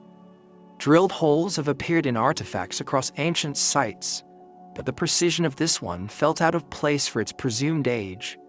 Comparisons were quickly drawn to the stone beads from the Indus Valley, drilled using copper tubes and abrasives thousands of years later. Yet the tomb's disc bore none of the erratic wobble marks typically produced by early drilling techniques. Instead, it suggested control, steadiness, perhaps a knowledge of rotational motion far earlier than previously assumed. Teams attempted experimental reconstructions with known Neolithic tools in an effort to replicate the disc's smooth bore. They failed repeatedly. Even with modern replicas of copper tube drills, the results showed inconsistent chatter marks, irregular widening, or fracture. None produced the clean, steady taper seen in the artifact. The implications of this failure rippled quietly across the academic community. If the disc was genuine, and all evidence pointed to it being so, then the tomb preserved a technique lost long before recorded history began. Of all the artifacts, however, one item sparked the most discomfort: a flat stone slab with pairs of parallel grooves etched at regular intervals. The spacing was consistent to fractions of a millimeter, an astonishing level of precision for a time predating even the earliest formal measurement systems. Some engineers speculated the grooves might have served as a guiding surface, part of a tool that stabilized movement along a straight line. Others thought it might be a precursor to a gear or a surface meant for controlled scraping. No one could agree on its purpose, but all agreed on one thing: the precision was intentional. Such precision, in such an ancient context, carries an implicit question. Where does innovation emerge, and where is this inherited? If the tomb predates known metallurgical or mechanical traditions, then either its builders independently developed sophisticated techniques, or they inherited knowledge from an even older tradition now lost. The second possibility felt uncomfortably close to many disputed theories about lost civilizations, ideas mainstream archaeology often rejects not because they are inherently impossible, but because they rely on evidence scattered across too many unrelated sites to form a coherent narrative. Yet here, in a single chamber, sat artifacts that hinted at a different technological baseline, one erased by sediment, by catastrophe, and perhaps by deliberate suppression. Some researchers suggested that the artifacts might represent the tail end of a declining technological era. Civilizations do not always evolve linearly. They collapse, fracturing into remnants that preserve skills unevenly. After the eruption of Thera, Minoan engineering declined. After Rome fell, aqueduct construction skills disappeared for centuries. If the tomb belonged to a king from the last days of a pre-flood culture, one destabilized by environmental chaos, then the artifacts could be the final surviving tools of a society losing its grip on once mature technologies. There was a darker interpretation as well. What if the builders intentionally left behind objects that would confuse future generations? Objects meant to signal that their world did not vanish due to ignorance or primitive superstition, but due to forces far beyond their control. And beneath this question ran a deeper, quieter current. If these tools survived the cataclysm, what else from that lost world remains buried, hidden in the mud, waiting for someone to recognize it for what it truly was? Long before the linguistic puzzles of the tablets were fully untangled, before the strange artifacts near the threshold ignited debates about prehistoric technology, another mystery hovered over the excavation like a low, indistinct shadow. It emerged first as an absence, a missing city, a vanished landscape hinted at in the tablet's fragmented geography. The more researchers examined those stylized maps sealed beneath the sarcophagus, the more they realized they were not merely symbolic diagrams. They resembled cartographic memory, faint, abstracted, but undeniably intentional depictions of a shoreline that simply did not exist in any known period of Mesopotamian history. The triangular landmass carved into the tablets, bordered by two bodies of water, became the subject of intense scrutiny. Its proportions bore little resemblance to the modern Persian Gulf or the fertile plains where ancient cities once stood. Instead, its edges seemed to follow ancient paleo coastlines, reconstructed through sediment coring, seismic mapping, and underwater archaeology. Thousands of years ago, sea levels were lower, revealing vast stretches of land now submerged beneath the Gulf. What is now a shallow seabed once supported rivers, deltas, marshes, and even human settlements, some of which have been detected by sonar and remote sensing, though not yet excavated. The tablets appear to depict precisely such a vanished region, rendered in a way that blended geographic truth with symbolic condensation. One particular cluster of wedge-shaped marks on the tablet corresponded with uncanny precision to an area now lying beneath nearly 20 meters of water. In the early Holocene, as meltwater pulses surged into the oceans, the Gulf flooded rapidly, so rapidly that entire coastal plains may have been swallowed in a few centuries, or perhaps even in decades. Researchers studying submerged prehistoric sites off the coast of India, Britain, and Southeast Asia have documented similar patterns. Settlements drowned almost abruptly, their inhabitants forced to flee inland as the sea reclaimed their homes. The tablet's markings, if interpreted cautiously, seem to hint that the city associated with the tomb's occupant once stood along a shoreline that no longer exists. The idea was not unprecedented. Some scholars have proposed that early Mesopotamian mythology preserves memory of drowned cities, Eridu sinking into marshland, Dilmun shifting beneath rising waters, the Sumerian accounts of antediluvian kings ruling cities that vanished in the flood. But most of these stories, recorded thousands of years after the supposed events, blend metaphor with theology. What the tomb suggested was different: a physical city lost not to myth, but to a real geological transformation. Researchers began examining bathymetric data of the Gulf floor, identifying unnatural geometric features, rectilinear ridges, possible canal traces, and raised platforms, buried beneath the layers of silt. Some features aligned with ancient riverbeds that once cut across the exposed basin. Other structures seemed too angular to be natural. Seismic profiles revealed abrupt subsidence zones, as though parts of the land had collapsed under tectonic or hydrological pressure. Combined, the evidence suggested that at least one significant settlement might have existed on land now below the Gulf. And if the tomb's tablets captured an abstract memory of that settlement, then its disappearance may have been part of the cataclysm described across the chamber walls. But the puzzle deepened. The tablet's geographic symbols included elongated marks near the settlement cluster, marks resembling waterways or channels. Their orientation did not match modern river courses. Yet paleohydrological models showed that during the last glacial maximum and the subsequent transition, rivers flowed along different paths before merging into a vast delta near what is now the mouth of the Gulf. That delta, enormous and fertile, could have supported large communities. Then, as sea levels rose, the entire region may have been submerged in a sweeping inundation that erased its cities entirely. Geologists on the team pointed to comparable events worldwide. In Southeast Asia, large parts of the Sunda Shelf drowned rapidly at the end of the Pleistocene. In the Black Sea, debated hypotheses propose a catastrophic inflow of Mediterranean water that flooded ancient settlements. Along the North Sea, Doggerland sank beneath the waves, its inhabitants displaced by rising tides and violent storms.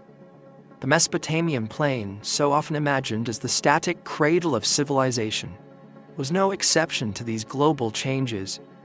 Its earliest chapters lay beneath the ocean, concealed not by legend but by sediment.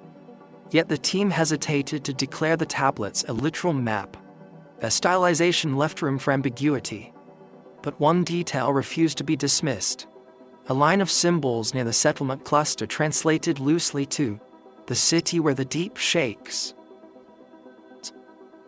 The phrase was cryptic, but it echoed descriptions from later myths of cities swallowed by the earth or drowned by waters rising from below rather than above. The tablets use the same phrase to describe the fate of the king buried in the tomb, the sovereign who saw the deep open. If this city truly existed, then perhaps the cataclysm that erased it did not stem solely from oceanic rise. Paleoseismic records show that the region experienced multiple tectonic shifts during the Pleistocene-Holocene transition. Sudden subsidence could have dragged coastal settlements below sea level in a matter of days or weeks. In such an event, the sea would have rushed inward with unimaginable violence, an inland tsunami, a churning wall of water driven not by wind but by gravity itself. One fragment of a tablet described the trembling beneath the water's edge, followed by the swallowing of the low places. Another tablet mentioned the splitting of the land and the sinking of the foundation stones. These lines, once dismissed as poetic descriptions of divine wrath, took on geological significance as the excavation progressed. They echoed modern accounts of liquefaction, subsidence, and sudden collapse of saturated soils. They suggested that the city associated with the king did not simply drown, it fell. The implications grew heavier still when researchers connected these interpretations to the erosion patterns inside the tomb. If catastrophic flooding reached far inland, driven by regional collapse and sea level surge, then the chamber's water scars might be a direct consequence of the same event that erased the coastal settlement. The tomb may have stood on higher ground, but not high enough to escape the inland surge. Its builders perhaps fled before the waters arrived, leaving the ritual unfinished, the chamber exposed. Or perhaps they completed the burial as the first tremors shook the earth beneath them, sealing their king away even as their own world fell apart. Other ancient traditions suddenly seemed less allegorical. Greek stories of Helike, swallowed by the sea in a single night. Indian myths of Dwarka submerging beneath rising waters. Japanese accounts of coastal cities drowned as the land bowed. Even the biblical narrative of cities overtaken by the deep carried echoes of geological processes now well understood. What the tomb implied was not that all these stories pointed to a single lost civilization, but that many early cultures remembered the same pattern of destruction. Sudden land loss, violent flooding, and entire communities vanishing beneath shifting coastlines. But a final, unsettling question hovered over the tablet's depiction of the vanished city, a symbol placed near its center, a symbol matching the one carved above the king's figure on the sarcophagus, suggested the king had ruled this coastal settlement. Whether he died before its destruction or during it remained unclear. But if his burial chamber lay far inland from the drowned coast, someone must have carried his body away from the sinking city, transporting him to a place where they believed the earth would remain steady long enough to perform the rites. And that raised one more quiet, unresolved thought. If the king was buried far from the city he ruled, then who, amid the chaos of a collapsing world, had the knowledge, the means, and the purpose to carry him into the interior and seal him beneath stone? The answer waited beneath the next layer of the narrative, still hidden in the shifting dust of history, asking only that someone dare to follow it further. Long before the tablets were carefully sealed beneath the sarcophagus, and long before the flood erased the city where the king once ruled, forces were already at work attempting to rewrite the world he belonged to. This became clearer only after scholars began comparing the tomb's inscriptions with the official king lists, standardized in later Mesopotamian periods. The deeper they looked, the stranger the absences became. Names that had once appeared in early fragmented traditions vanished entirely from later canonical versions. Other names were shortened, altered, or rearranged to fit emerging political narratives. Dynasties that once extended into an unnamed antiquity were truncated, cleaned, their origins swept into a category scholars now politely call mythic time. What remained was a curated beginning, neat, orderly, palatable. The tomb's existence disrupted that order. Its inscriptions, though incomplete, referenced a ruler whose title, last sovereign, did not appear in any canonical king list. Yet faint echoes of such a figure lingered at the edges of textual tradition. Early clay tablets discovered at sites like Shuruppak and Kish included mentions of kings whose reigns preceded the flood, described cryptically as rulers who walked with the sages or who held knowledge of the sky. But later versions of the Sumerian king list condensed these figures into a simplified lineage, their reigns exaggerated into symbolic durations that made them easy to dismiss as myth. It was as if these early rulers were preserved just long enough to give later dynasties an aura of inherited legitimacy, then softened into allegory, their true identities dissolved. One scholar argued that the earliest temple states had strong incentives to reshape the past. Early priesthoods wielded power through cosmology. They established order by defining the origins of kingship, the structure of the heavens, the will of the gods. Anything that disturbed that order, any ruler whose reign was tied to catastrophe, collapse, or celestial upheaval, represented a threat. A king associated with the destruction of the world did not reinforce the authority of temples, he destabilized it. He reminded people that the world had ended before and might end again. Archaeological evidence supports the idea that multiple revisions of king lists occurred during periods of political consolidation. During the rise of the Akkadian Empire, scribes standardized genealogies to centralize authority. Under the Third Dynasty of Ur, king lists were edited to legitimize the ruling house through divine descent. Later, Babylonian scholars reorganized ancient texts, preserving some accounts, suppressing others. This pattern continued into the Neo-Assyrian era, when chroniclers rewrote earlier histories to align with imperial ideology. The practice was neither malicious nor unique to Mesopotamia. It was simply the reality of how civilizations shaped their own narratives. But the tomb suggested something more deliberate, a targeted erasure. The clearest evidence of such erasure emerged from a comparative analysis of early hymns and astronomical texts. In several of these, researchers found references to a sage king whose wisdom preceded the flood. He was associated not with warfare or irrigation, but with celestial observation and the interpretation of signs. One hymn spoke of a ruler who knew the path of the wandering stars. Another referenced the king who saw the skies break. These descriptions matched the inscriptions in the tomb too closely to ignore.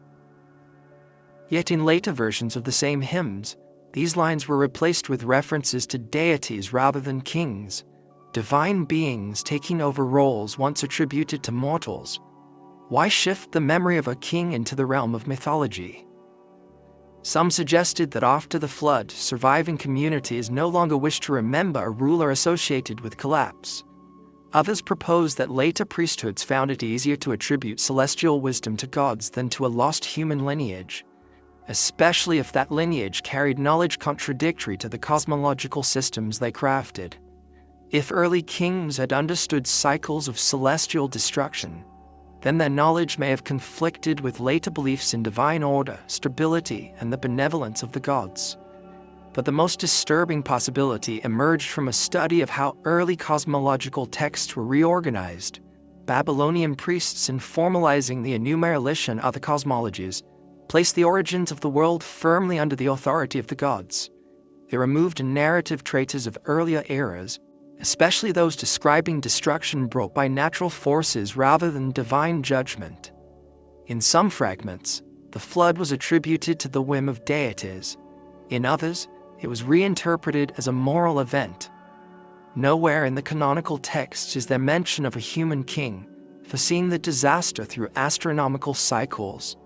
Such an idea would have undermined theological claims that only gods possess knowledge of cosmic order. This raised a difficult question. If a king once possessed knowledge so profound that it allowed him to predict the end of his own era, then what became of the intellectual tradition that taught him?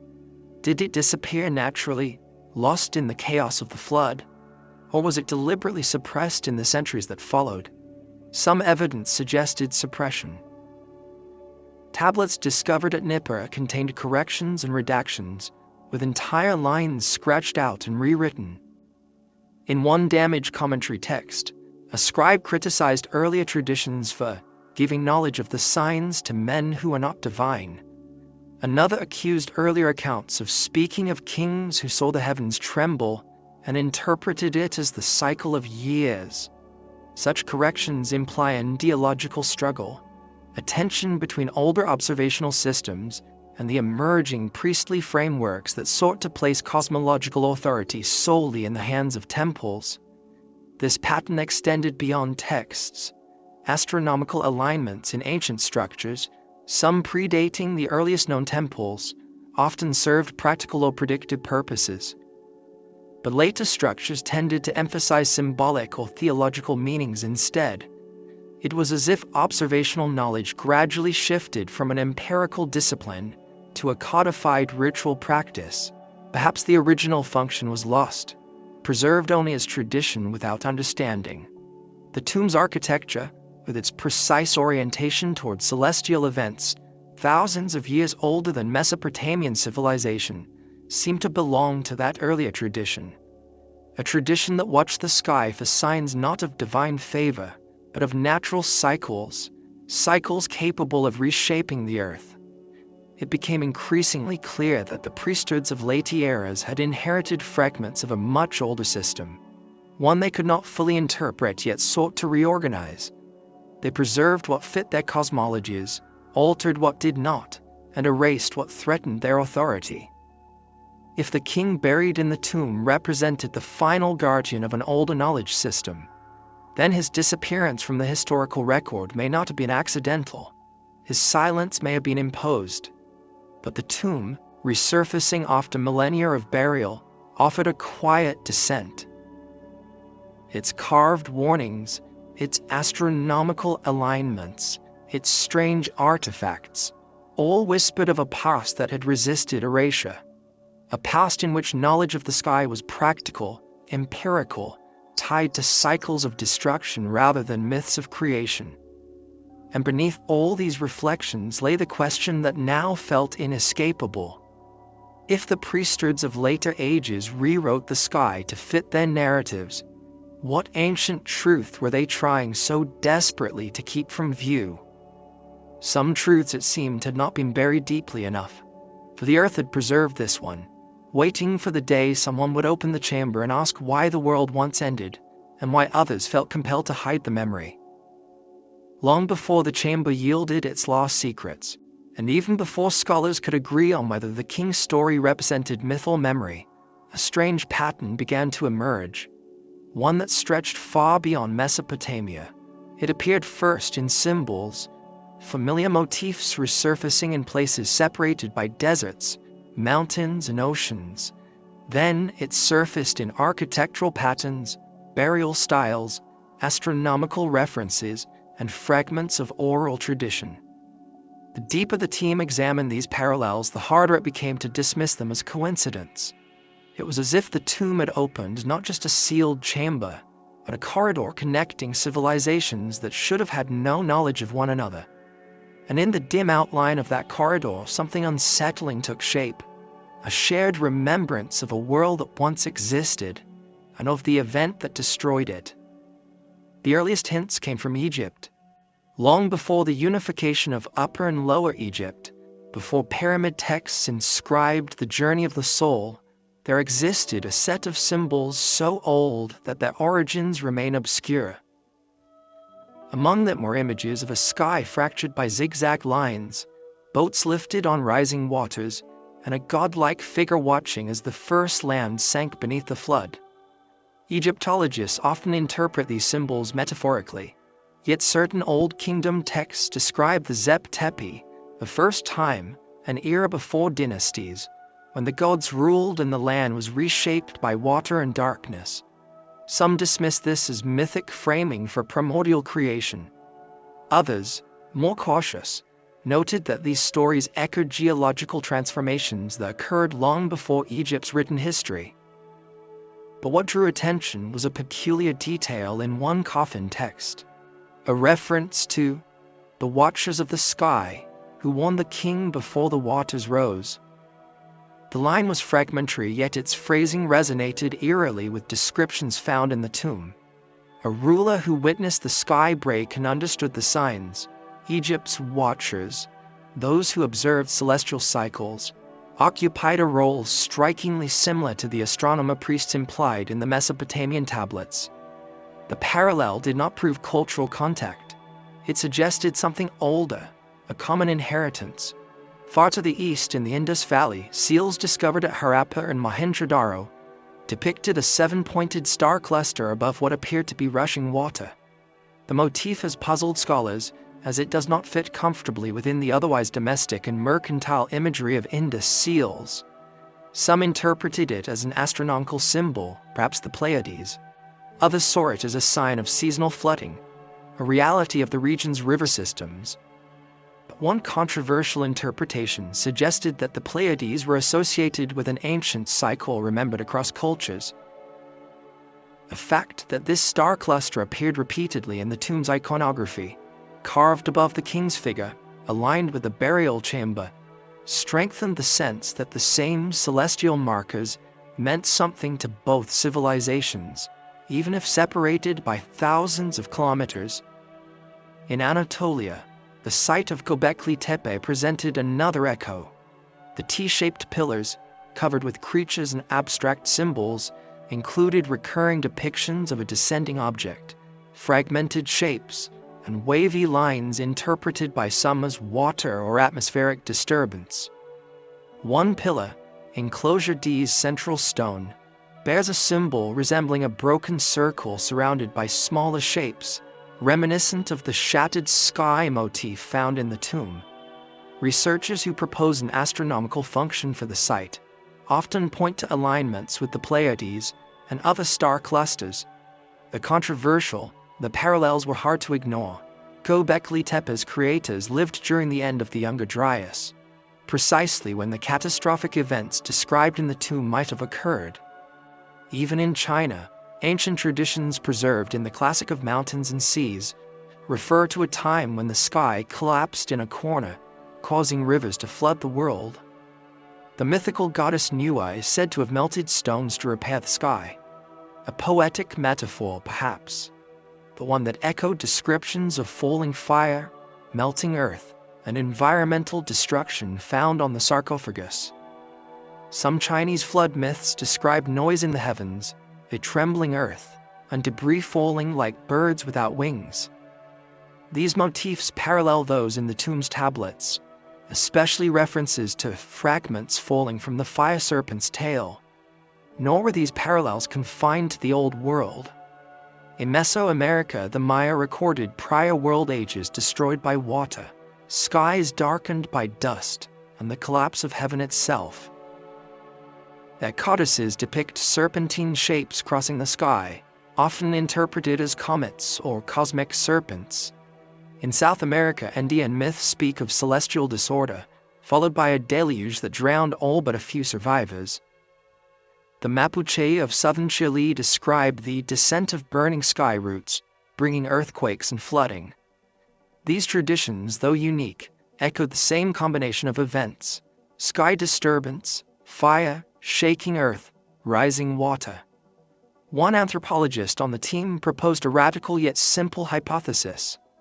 When memories of catastrophe travel through generations, they localize into stories, but their core elements remain consistent. If people scattered across continents carried with them the trauma of a single global event, or a series of interconnected events, then their descendants might preserve that trauma in myth, ritual, or symbol. Over time, the details shift. The gods change names, the landscapes adapt. But the underlying memory persists. Yet the tomb suggested something deeper. It hinted at not just shared trauma, but shared knowledge. Comparative linguistics revealed unexpected overlaps. Terms for sky fire, world-breaking, or deep rising water showed similar structural patterns in distant ancient languages. While linguistic borrowing can account for some similarities, others seemed older than any known contact. One line on the tablets used a phrase for the deep that closely resembled the Semitic Tehom and the Hebrew Tehom, both referencing primeval waters. Comparative mythology links these words to older Akkadian and even Proto-Afro-Asiatic roots. If the tomb's inscriptions represented an archaic form of the same linguistic tradition, then the pre-flood memory embedded within it was not isolated to one region. It belonged to a family of stories spread across the earliest branches of human language. Some argued that these connections were simply the mark of human universals, that any people facing a flood would craft similar stories. But others noted that many flood stories include details unrelated to typical riverine disasters: fire from the sky, rapid crustal shifting, celestial fragmentation, changes in star paths. Such motifs do not arise naturally from groundwater flooding or seasonal overflows. They arise from events far more extraordinary. Another clue emerged from ancient architecture. Megalithic sites across the world, from the alignments at Nebta Playa in the Sahara, to the stone circles of the Caucasus, to megaliths in Korea and Japan, share an obsession with trekking celestial events. Such precision is not necessary for agricultural societies. It is more consistent with cultures seeking to understand long-term cycles of destruction or renewal. If the people who buried the king understood such cycles, then their knowledge may have spread long before written history consolidated into rigid cultural boundaries. Yet the most striking parallel came from a source least expected: early Christian and Gnostic traditions. texts like the Apocalypse of Adam spoke of a flood brought not by divine anger alone, but by a celestial disturbance. Some Gnostic writings describe a light that fell from the sky and a ruler who knew the first destruction. Though written millennia after the tomb, these texts preserved whispers of older stories of kings, cycles, and a world erased by cosmic and earthly upheaval. It was impossible to know whether these echoes reflected direct transmission from the era of the tomb, or whether they represented independent memories of shared ancient trauma. But one unsettling idea gained momentum among the scholars studying the site. The world that existed before the flood may not have been isolated regions developing independently. It may have been a loose network of cultures sharing ideas, stories, astronomical observations, and perhaps even technologies long before the Great Reset fractured the global memory. And if that were true, then the king in the tomb was not simply the last sovereign of a forgotten city. He might have been one of the last leaders of an interconnected world, one whose collapse scattered its people, its knowledge, and its warnings across the continents, which left the team with a final question, one that hovered like a shadow over every comparison they drew. If so many civilizations preserved this memory in fragments, what larger truth were all of them trying not to forget? Long before the researchers understood the full significance of the drowned city or the erased lineage of the king, one theme had already begun to echo through every fragment, every inscription, every alignment of the tomb: the idea of a cycle. Not a random catastrophe, not a single anomalous event, but a pattern. Vast, recurring, indifferent, written into the sky long before humans could read it, and perhaps read once again by those who watched the heavens and the world before the flood. The tablets hinted at it. The carvings suggested it. Even the chamber's astronomical orientation seemed less like a tribute and more like a marker, a fixed point from which future generations might measure the return of the same cosmic threat. The idea of cyclical destruction is not unique to Mesopotamia. It appears across countless cultures, sometimes wrapped in myth, sometimes disguised as prophecy, but always pointing toward the same unsettling rhythm. The Maya believed the world passed through successive ages, each ended by cataclysm, flood, fire, or skyfall. The ancient Greeks wrote of ekpyrosis, a periodic burning of the cosmos, followed by regeneration. Hindu cosmology describes cycles of yugas, world ages ending with deluge or fire after which a new age begins. Even in the Hebrew tradition, hints of earlier worlds appear quietly, half concealed beneath layers of theology. Yet the most striking parallels came from a discipline far removed from myth: ancient astronomy.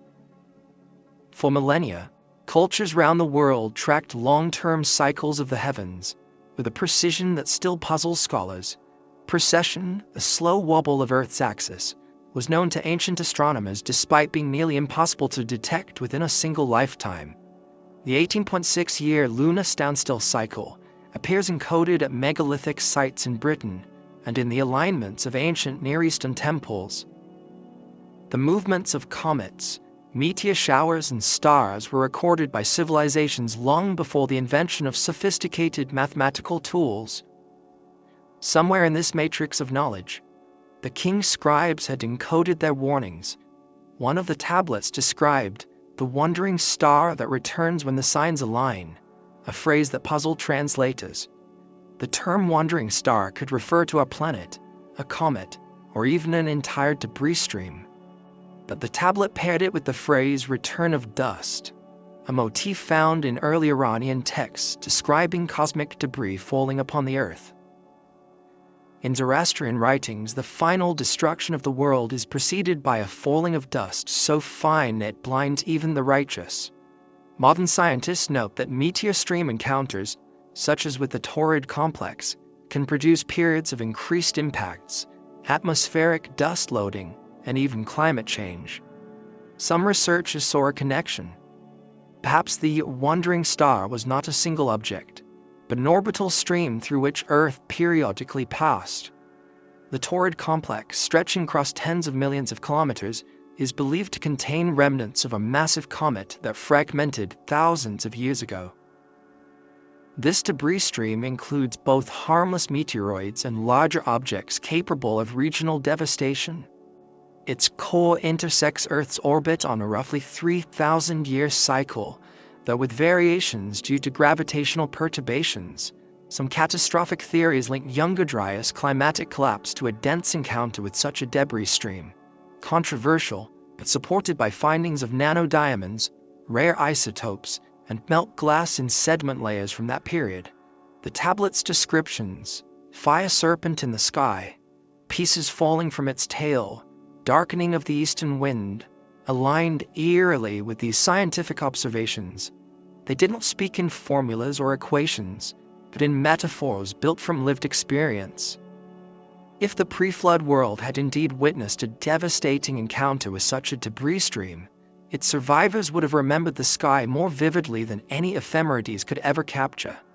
Yet the tomb's builders appeared to understand more than memory. They seemed to know recurrence. Another tablet included a sequence of numbers arranged in columns, each separated by a wedge-shaped divider. At first, researchers suspected these were simple tallies or ritual offerings. But one mathematician noticed a repeating interval. Columns spaced by a ratio approximating 4:1, repeated 3 times. When converted into approximate years, using known numerical bases from early Mesopotamian counting systems, the ratio seemed to represent cycles of approximately 1,200 years, 3,600 years, and 4,800 years. These numbers were too large to correspond to any seasonal or ritual cycles. They resembled instead long-term astronomical periodicities, the precessional drift of certain star clusters, the recurrence of certain cometary orbits, or even the periodic intensification of meteoroid streams. The number 3,600 carried particular weight. Later, Mesopotamian texts used the term Sara to denote this cycle, though its origins are mysterious. Some believe it described a ritual calendar. Others argue it referenced a numerical cosmology inherited from older traditions. In speculative ancient astronomy, the 3,600-year cycle occasionally appears in discussions of catastrophic cosmology, though often distorted by later interpretations. But here, buried beneath a king who died at the threshold of an age-ending event, the number reappeared with troubling clarity. If the tomb's builders tracked these cycles, then they belong to a tradition far older than any known Mesopotamian priesthood. Their understanding of the sky, wrapped in symbols rather than algebra, may have been empirical, based on generations of observation. Watching stars shift through precession, observing meteor streams intensify and fade, recording environmental changes that accompanied celestial disturbances. If so, their knowledge did not rely on divine revelation. It relied on memory, measurement, and above all, survival. The tomb's orientation toward the Pleiades now took on new meaning. The helical rising of this star cluster has long been associated with seasonal markers, but in some traditions it signaled transitions between world ages. In ancient Japan, the Pleiades marked the start of the agricultural cycle, but were also linked to celestial upheaval. In Greece, Hesiod associated them with storm seasons and cosmic changes. Among the Maya, they marked the transition into the new solar era during the new fire ceremony. And in the Near East, early astronomical traditions connected the Pleiades with destruction followed by renewal. If the tomb aligned with the Pleiades as they appeared before the Younger Dryas termination, then its builders were marking not simply a burial, but a moment in the sky, a cosmic timestamp indicating the end of one cycle and the beginning of another. But the most haunting part of the cycle theory lay not in the past but in the future. Some interpretations of the tablet suggested that the cycles were not commemorative, they were predictive. They hinted subtly and without flourish that the event which ended the king's world was not singular. It would return. The sky would fracture again. The fire serpent would shed its fragments once more. The deep would tremble. The scribes did not specify when. They may not have known with precision. but their warnings carried the unmistakable tone of those who believe that time is not a line, but a wheel. And as the team pieced together these fragments of cosmic memory, one thought lingered quietly, resisting dismissal. If the last king of the pre-flood world died knowing the cycle had reached its breaking point, then what did he fear would happen when it returned? And in the silence of the tomb, the question deepened further, unsettling all who encountered it. What if that cycle is not something ancient humanity invented, but something they merely inherited from the sky? Long before the excavators considered the tomb's erosion scars or puzzled over its anomalous tools, another layer of the mystery lingered in plain sight yet resisted interpretation: the geometry of the chamber itself. At first, the layout appeared straightforward: rectangular walls, a raised platform, clean angles cut with disciplined precision. But the more the team mapped each contour, the more they sensed that the architecture concealed something far more intricate: a hidden language, a system of proportions and numbers woven through the stone like a quiet code. Geometry, after all, often speaks where inscriptions fall silent. And here, geometry spoke insistently. It began with the chamber's dimensions. When measured, the length-to-width ratio approximated 1.618. What later mathematicians would call the golden ratio. That number appears in nature, in spiral shells, branching trees, hurricanes, and galaxies. But its appearance in human architecture, especially architecture potentially older than the earliest known civilizations, raised immediate questions. Some argued coincidence, yet other features contradicted randomness. The height of the platform beneath the sarcophagus was exactly 1/10 of the chamber's diagonal length. The distance between the carved niches corresponded to simple, harmonic ratios used in ancient acoustics. The position of the shaft that marked the Pleiades' heliacal rising sat at an angle, reflecting the difference between solar and lunar cycles, a geometric relationship known to advanced astronomers, but unnecessary for simple ritual construction. At first, researchers attempted to explain these relationships through practical engineering. Perhaps the builders stumbled upon stable proportions by trial and error, but the repetition of specific ratios, compounded with the celestial alignments, resisted this interpretation. Instead, the chamber seemed to function as a kind of encoded diagram, an architectural memory storing information not through words but through spatial relationships. This concept was familiar in later civilizations. Egyptian temples used proportions to encode cosmological principles.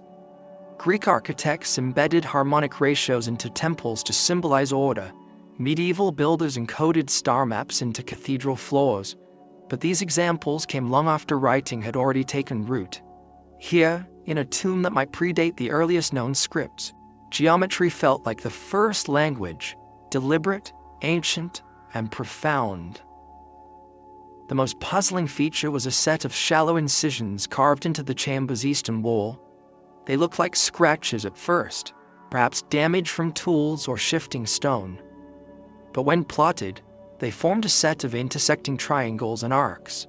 One mathematician recognized the pattern immediately. It resembled a star map projected in angular form.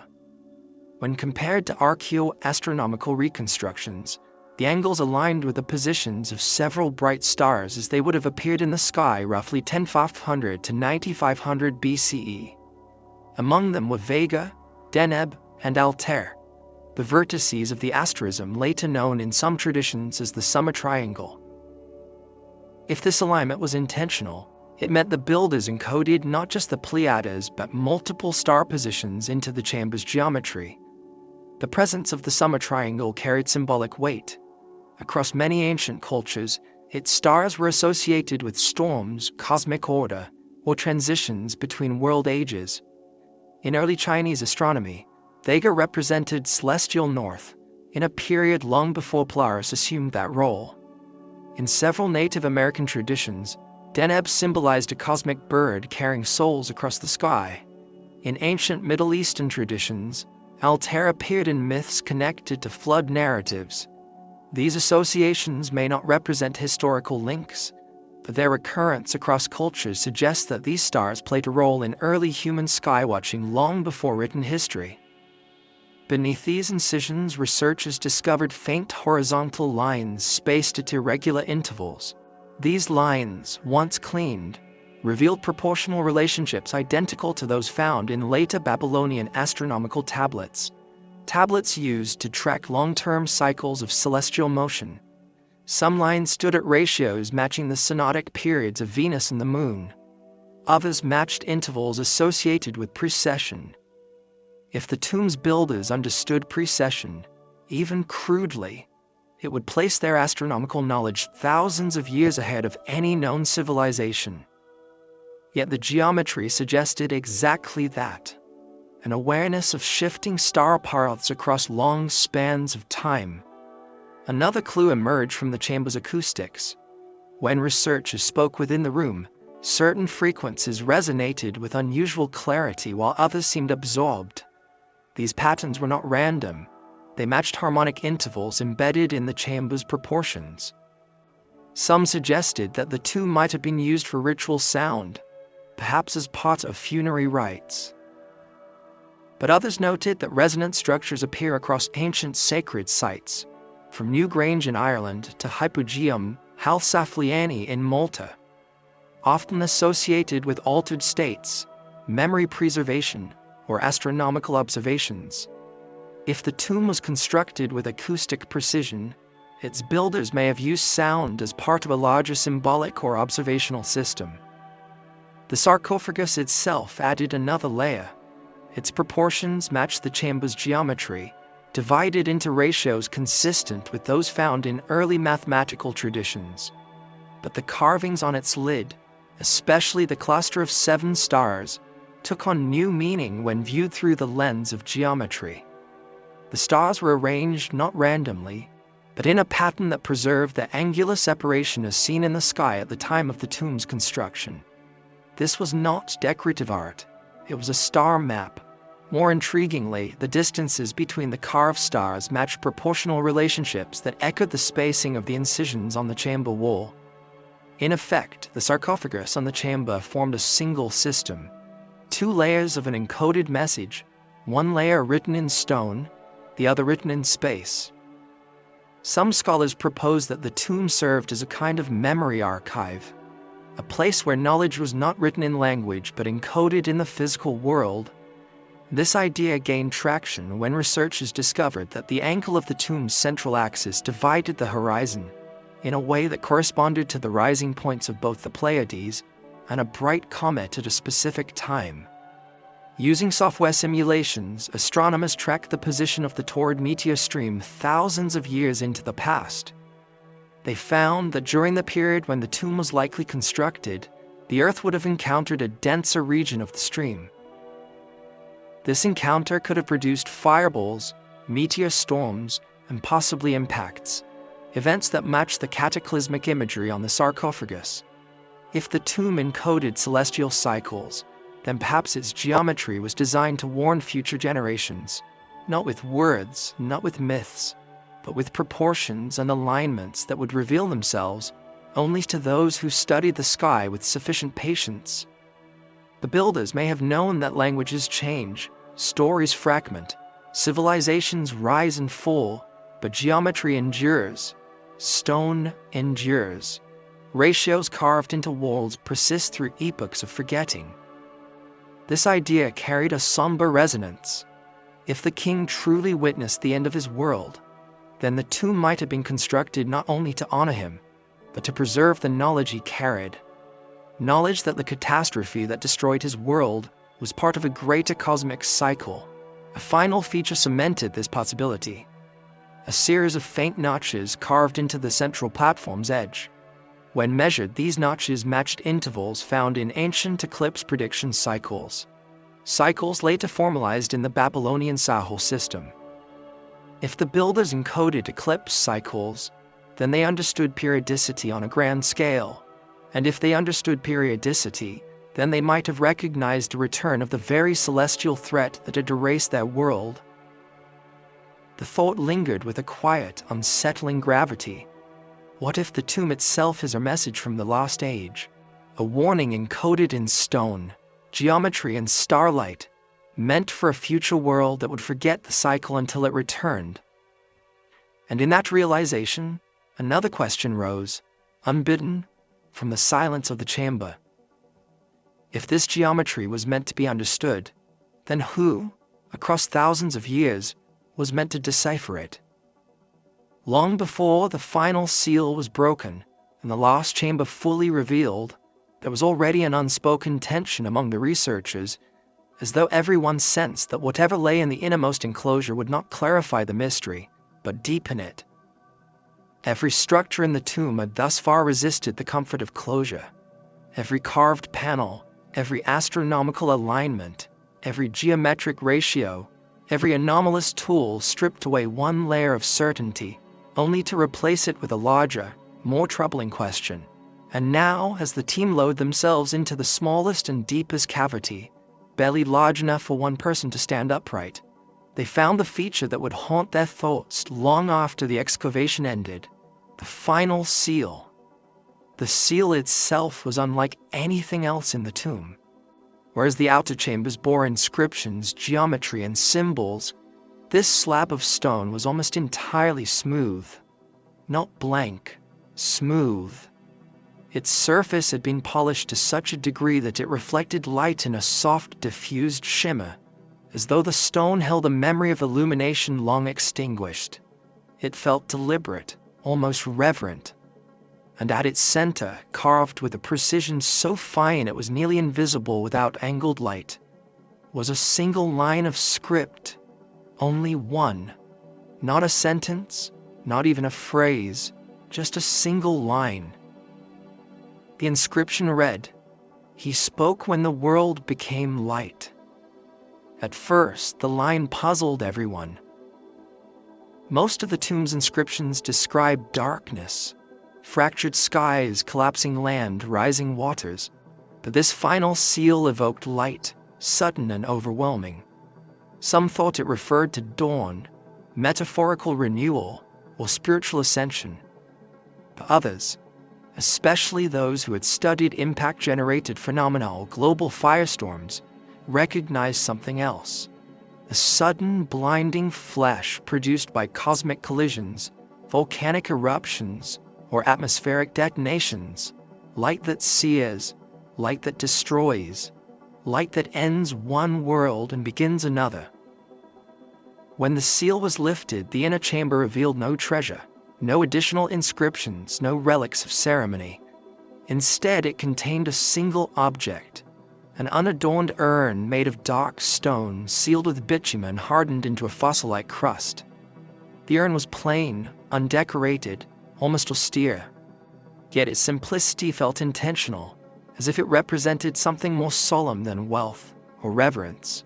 The researchers initially assumed it contained remains, ashes, bones, or ritual materials, but when the urn was opened, it revealed something entirely unexpected: a fine layer of pale sediment, shimmering with a strange metallic hue. This sediment puzzled the analysts. It was not ash, it was not sand, it was not composed of bone fragments. Instead, it contained microscopic particles, tiny spherules of glass-like material, nano-diamond aggregates, and mineral compositions consistent with high-temperature geological events. Similar materials have been documented in layers associated with cometary airbursts, volcanic super-eruptions, or large-scale fires caused by atmospheric detonations. These spherules appear in strata marking the onset of the Younger Dryas, in North American black mats, in melt layers across Europe, and in impact proxies scattered around the globe. To find them enclosed in an intentionally sealed urn, placed beneath the body of a king, was unprecedented. If the king's people collected this material, they must have witnessed the event that produced it. A flash so bright it split the sky. A blast so fierce it turned earth to glass. A force so immense it carved itself into the memory of every surviving generation. The urn was not a funerary object. It was a record, a sample of destruction, a physical reminder of the moment the old world ended. This realization cast the tomb in a new light. The chamber was not merely a burial site, it was a memory vault, a place built to endure beyond collapse, a structure meant to preserve the sensory truth of a world-destroying event, not through stories or symbols alone, but through matter itself. Even more striking was the placement of the urn. It sat precisely at the chamber's central axis, directly below the engraved star cluster on the sarcophagus above. This alignment suggested a deliberate connection. The celestial event depicted on the sarcophagus and the geological evidence preserved in the urn were meant to be understood together. The builders wanted future generations, those who had forgotten the cataclysm or who doubted its reality, to see both the sky's warning and the earth's response. One member of the team proposed that the urn might contain not just remnants of destruction, but calibration. If ancient astronomers had observed the skies for signs of the next return, tracking debris streams, meteor intensities, atmospheric changes, then the urn's contents might have served as reference material, a sensory catalog of catastrophe used to interpret future omens. This hypothesis was speculative, but it echoed patterns found in other ancient traditions, where memory and observation merged. The Maya tracking the heavens to foresee world-age transitions, the Egyptians encoding cosmic cycles into temple alignments, the Vedic seers linking celestial events with earthly upheaval. The inner chamber contained one more feature that amplified this possibility. Along the floor, almost invisible beneath soot and mineral dust, were faint intersecting circles etched into the stone. Once cleaned, they revealed a complex geometric diagram, a series of overlapping loops forming a rosette-like pattern. Each circle had a radius matching one of the key ratios embedded in the tomb's architecture. The diagram resembled later cosmological symbols found in Sumerian, Egyptian, and Indus Valley iconography. But here it appeared in its most primitive and minimal form. Some believed it represented cycles of time. Others saw orbital paths or celestial harmonics. A few suggested it symbolized recurrence, the eternal looping of destruction and renewal. But one interpretation overshadowed the rest. The diagram looked eerily similar to impact dispersal patterns, rings created when debris strikes a surface. If the tomb's builders witnessed multiple airbursts or fragments falling across their landscape, the intersecting circles might represent the pattern of explosions, shock waves, or cratering sequences. In this reading, the diagram was not spiritual or philosophical. It was observational. The more the researchers studied this final chamber, the clearer it became that its creators had not attempted to elevate the king into myth. They had attempted to preserve what he knew. The tomb was not a monument to glory, but a vessel for memory. A memory that later civilizations would reinterpret as myth, ritual, or allegory, never suspecting that behind the stories lay real geological and astronomical events. Yet the final chamber withheld one last answer and offered one last question. Behind the urn, on the far wall, carved so faintly it appeared only when light struck at the right angle, was an image unlike any other in the tomb. A horizon line, a broken sky, and above it, a cluster of 7 stars drawn exactly as they appeared on the sarcophagus. But this time, one star was missing, carved only as an empty outline. Beneath it, a final inscription: "When one fails, the cycle begins." No one could agree on its meaning. Did a star fail? A fragment? A warning sign? A deviation in the cycle? Or perhaps a metaphor for human failure? The failure to listen, to remember, to prepare. The tomb's architects had carved their final truth into silence, and as the chamber swallowed their questions, the researchers felt the weight of something vast and unresolved. If the last king of the pre-flood world died carrying a warning about the cycle that destroyed his age, then what, in the quiet turning of the heavens above us now, is beginning its return?